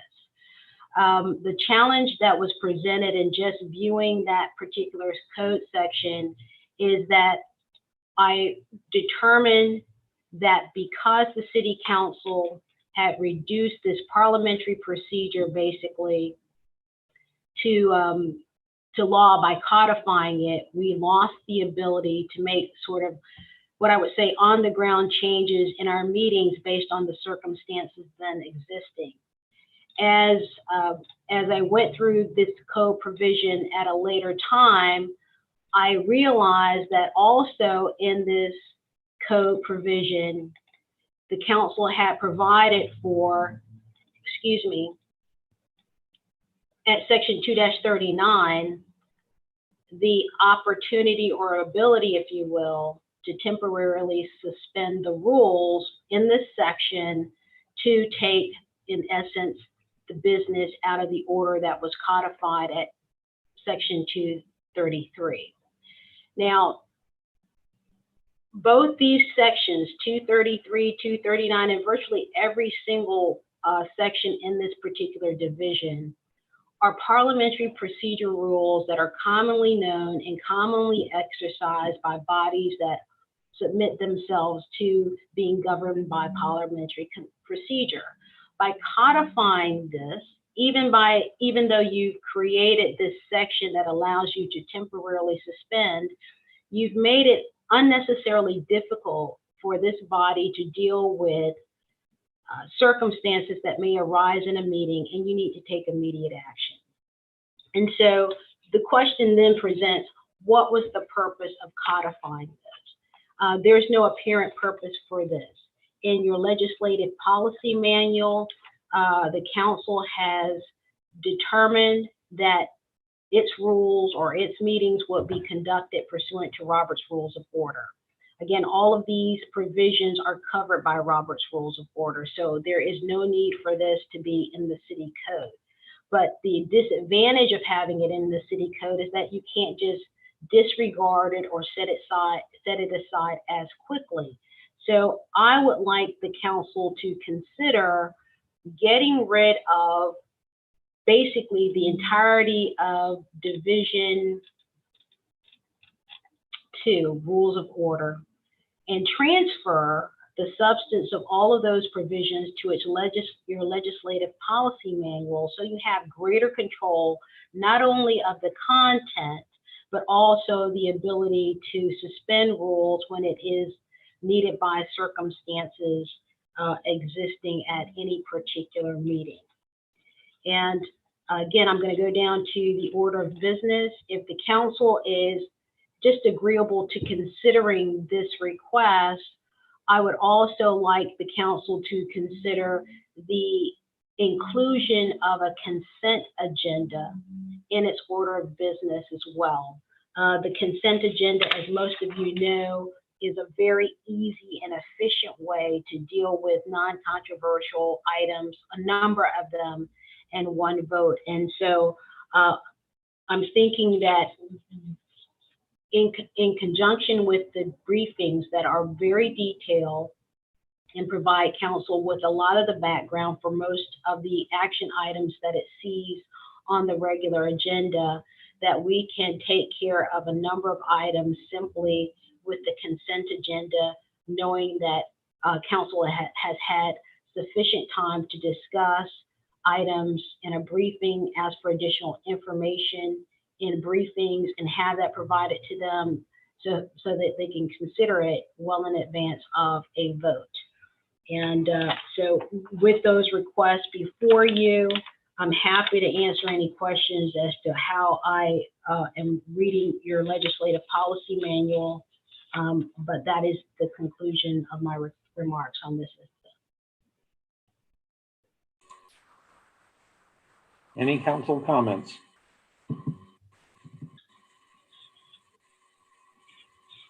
Does everyone like the idea of moving this to the legislative policies manual? I'm seeing heads nod. And do you like the idea of Councilor Golding? Yeah, I was just going to say, I like the idea of the consent agenda. I know Atlantic Beach does that, and that could certainly help to expedite our meetings so that the time could be spent on the things that that really warrant some discussion. Okay. I don't see any other hands. Sandy, did you get the direction you were looking for on that one? Yes, yes, sir. So I will prepare an ordinance to repeal Division 2, and we can prepare the actual text for the LPM to be adopted at some time that suits the council. Thank you. Okay, last big item on here, height limit topic revisit. There is no memo that goes along with it. Brief summary, back at the end of 2021, council had an open house to discuss consideration of adding a height bonus in the downtown. We had probably about 30 plus people show up in the council chambers. A bunch of different comments were received. As part of the charter review, the consensus of council was not to proceed with anything on the November ballot. The question is, how would you like to move forward from here? Do you think that we need to have another open house? Do you need to dedicate a topic or do you need additional information? Do you want to put one of you as a point of contact to work with staff on another open house? Looking for any thoughts you might have as to how we move forward. Councilor Nichols.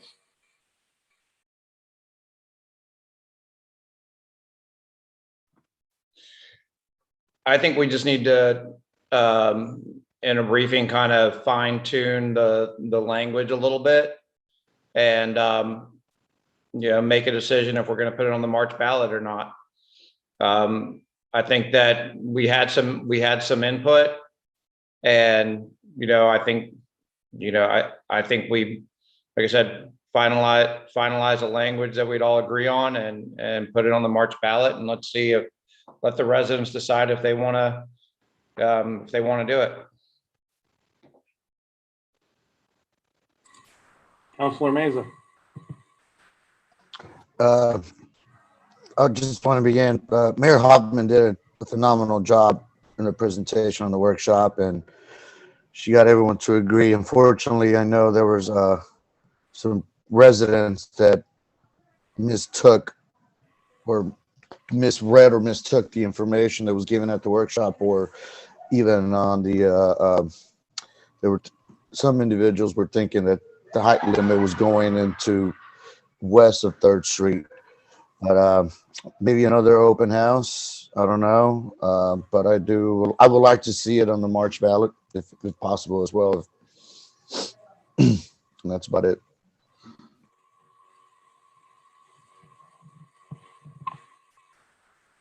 Any other members of council? Mayor Hoffman. I think at the conclusion of the last workshop, we did state that we would be, you know, pursuing more community input. So I would be supportive of another open house. Since we already have kind of the format that we did, maybe just completely just do a repeat and try to reach a little more of a broad audience. And I don't know if that PowerPoint ever got put up online or anything like that, but I think just being a little more proactive with getting the information out there. I know, like Fernando said, this is, you know, a couple big issues have gotten away from us messaging wise, and it's just really hard to control that in terms of how fast things move with social media.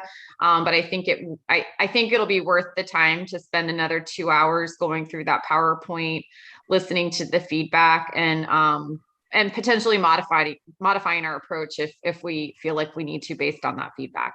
But I think at least one more workshop would be prudent. Councilor Jansen. I'm in favor of another workshop as well. I'd also like to see it moved forward by the March election as well. And then making something, I don't remember how many pages the PowerPoint was that was presented. I remember it vaguely. But something that we could put out to the public that's an educational piece, so that with a clear understanding that we could share on our social media and things like that. Councilor Nichols? And also, I think the group earlier, the Build Up Downtown people that, they've been put together as a nonprofit to kind of, help communicate issues effectively with residents and voters and stuff. And that was the other reason that I kind of wanted to, or that's another group that if they're willing to do it and help with messaging and everything to get the proper message out to our residents and explain it in detail what we're doing, that might be an avenue we can take.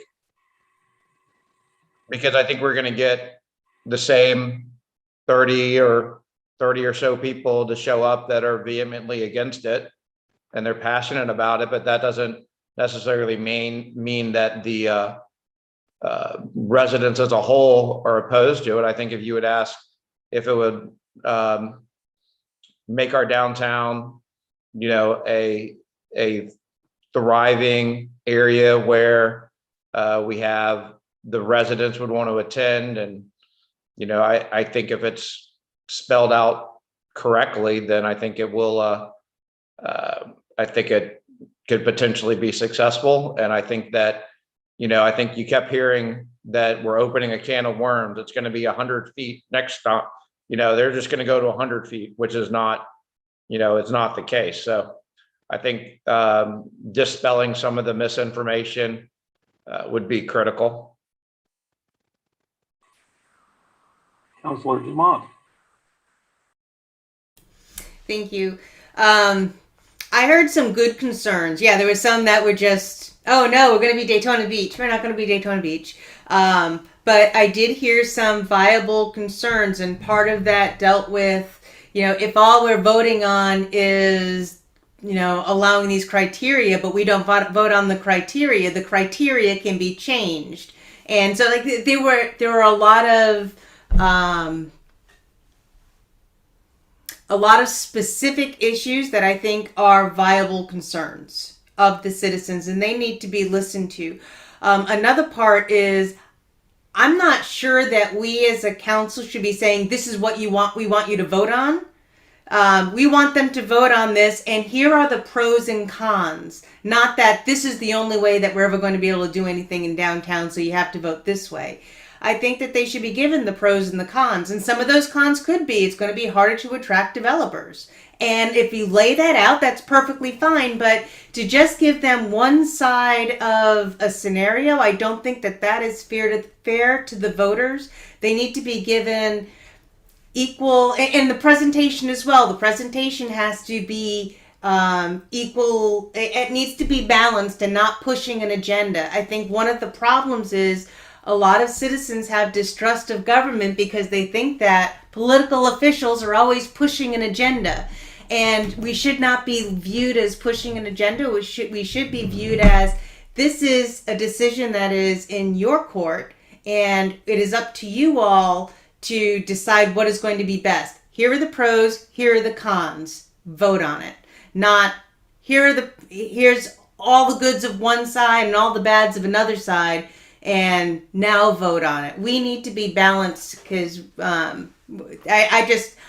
don't all necessarily have to agree with me, but I just feel that is our job, is to inform our citizens of pros and cons of both options so that they can make the best decision that they feel is best for them and their community.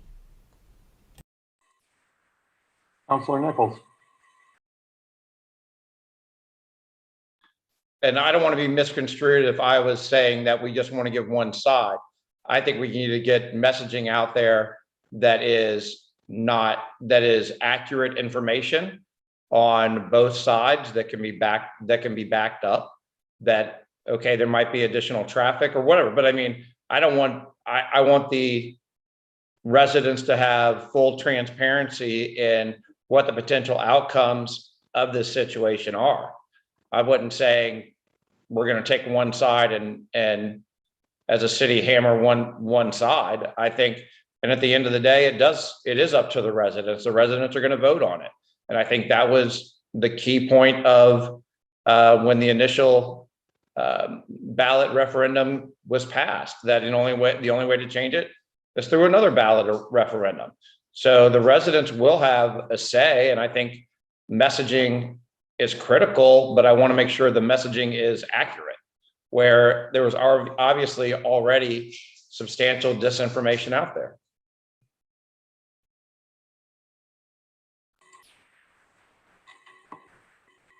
Sounds like there's a consensus to do another open house, to do a little bit better job of marketing to try and reach the largest crowd that we can to show up for this.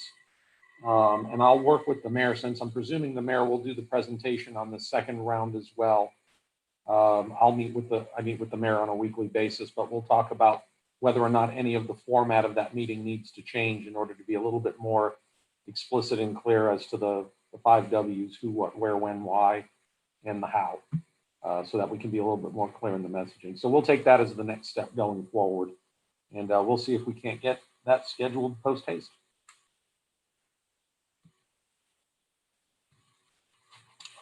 So that does it for everything that was scheduled on the agenda. I did have one update that I wanted to just walk through with you real quick.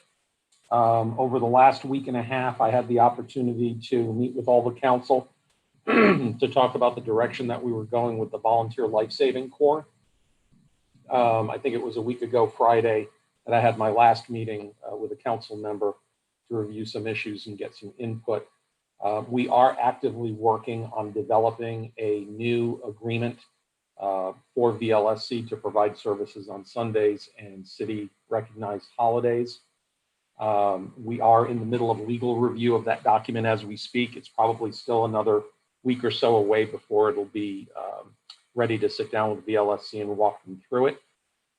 In doing our research to put this agreement together and taking a look at some of the issues that have been brought to our attention, the city attorney did do quite a bit of research with regards to case precedents across the state and trying to assist us with regards to our assessment of risk and where we stood with it. If Sandy, if you're still on the line, if you can, maybe in a couple of minutes, summarize for council some of your thoughts with regards to risk management when it comes to an agreement between the city and the VLSC moving forward, just so that we're all on the same page with where we are. Yes, sir. So in the past, we've discussed the risk assessment in the context of the Fair Labor Standard Act and wage issues, and pretty much framed as the DOL made findings in its investigation. But in looking at some of the terms that have been proposed for a new agreement with the VLSC going forward, one of the concerns that have been raised by virtue of the review of case law is whether our act of entering into this agreement with VLSC can be construed under the law as the city trying or attempting to delegate its responsibility to beachgoers to the third party. We don't enjoy any high level of immunity or protection with respect to the services that we provide to the beach. The law is that we are subjected to the same standard of care as a private landowner would have to people utilizing their private beach. And so with that in mind, and as that being the same standard, the Florida Supreme Court at least has said you can't delegate that responsibility and avoid liability. The city would remain vicariously or could be vicariously liable for any harms that occurred on those days covered by this agreement where the VLSC is designated to provide services on days specific. So I just want council to keep in mind that we're going to continue to look into this, But the practical question raised is, if you're going to be exposed to liability occurring on those days that the VLSC provides services, what's the obvious benefit to the city for having those services performed by an organization and over which its members you don't control? You have no authority to control their movements, their decisions, or anything of that nature. So that's just one of the legal issues raised by it, that I think we are not only continuing our exposure with liability, but in some sense, we lose a little bit of control in controlling our exposure on those 2 days that we are considering, or those days that we're considering designating to the VLSC through this agreement. And again, in terms of the leap a claimant would have to make in view of some of the records that are now public, the statements that have been made publicly regarding a federal agency finding a joint employer status between the city and the VLSC, I think those kinds of claims might be easier going forward than more difficult going forward. So I won't go into a lot of detail right now, but those are some of the two issues, or at least two of the issues, that have been at the forefront as we've tried to work through not only the content of the proposals, but trying to frame them so that it protects the city in the best way possible going forward. Thank you, Sandy. Just wanted to make sure the council had the opportunity to hear the same thing that Karen and I had heard from a risk mitigation perspective. Any questions for us on that before I close out that topic? Mayor Hoffman? I just wanted to say, and I said this a couple of times, Mike, and with some others, that if this was a relationship that was new and that we were handing off services that we had been providing all of this time, then I would feel very differently. But we have an established relationship with this organization. We have a track record, we have a history, and we have an expectation just based on past performance. So I do feel differently. I understand that it's your all's job to kind of go to worst case scenario and find any risk to the city at all. But I do think that this is, it's kind of flip-flop. We're trying to retrofit something now that is already established, but we have a history with them. We know the performance, we know their expectations. We've got an extensive, draft document that lays out the expectations. And if there's any, deviance from that or diversion from that, then we have protocols in place, with this agreement once it gets signed. So I do feel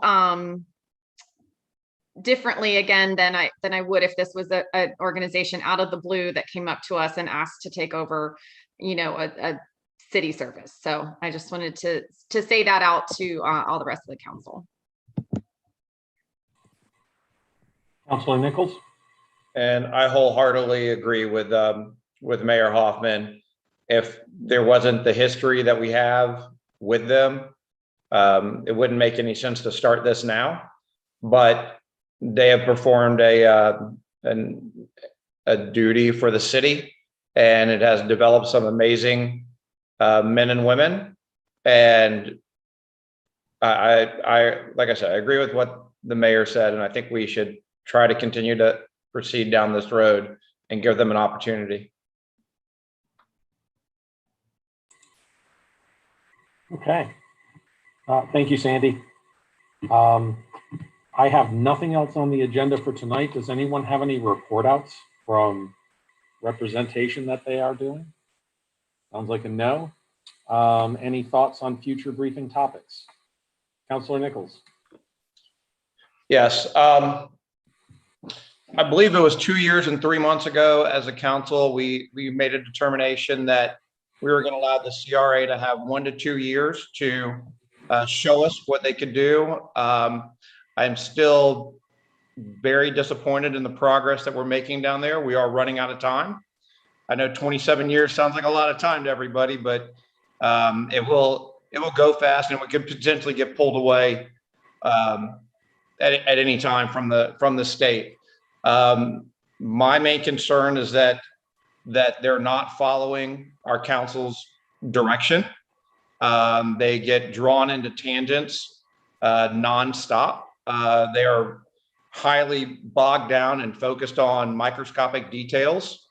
And what I'm asking for is for staff what I would like to ask is for staff to do an analysis over the last two and a half years to really tell us, what the progress has been, and let them, explain their viability and their plan to really move forward quickly. We've all seen emails from Mr. Marsh recently, and I wholeheartedly believe that if something doesn't change at that level, I mean, I had 4 years on the CRA, so I've been watching it for 7 years, and we've had very little progress. And I would really like to, I think the council, now that we've had some other stuff that we've finalized, that we have the ability to take that on so the residents can hold us accountable, and we can hold city staff accountable for moving the CRA forward. So I would like to request some kind of report from the city to explain what's happened over the last 2+ years. Thank you. Is there a consensus for a future briefing topic to discuss the CRA performance over the last 2 years? Seeing heads nod. Councilor Jansen. Yeah, so in the last city council meeting with the purchase of the recruiting vehicle, the thought came to mind as we left the meeting. I think it's probably time that we have, and this is also based on a comment that the chief made, that right now the shared responsibility of a recruiter is with a detective. I think at this point, in the size of our city, the size of our department, we probably could afford to have a single officer that's a community affairs officer that's primarily responsible for recruiting, amongst other things. SEPED, whether they're doing that, speaking to the children at the schools, in our 4 schools that we have, and other DARE items, DART items, things like that. But to hire somebody as a full-time community affairs officer, and then also put them in that vehicle, wrap that vehicle, and let's do a promotion of our agency, just for future topics. Is there a consensus to discuss community affairs officer?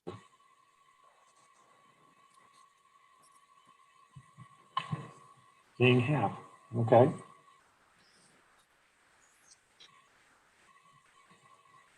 Any other, Councilor Nichols, your hand's up again?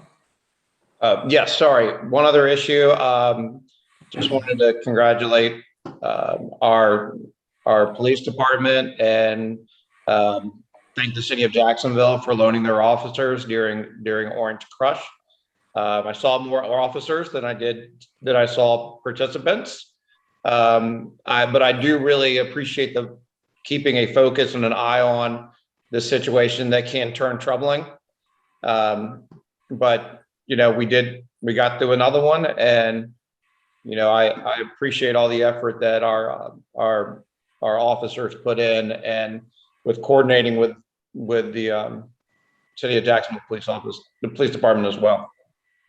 And Mayor, good job. Okay. I've got nothing else for you tonight. None of you have anything else. I think we're done. Good night. Everybody have a good evening. We had our regular council meeting.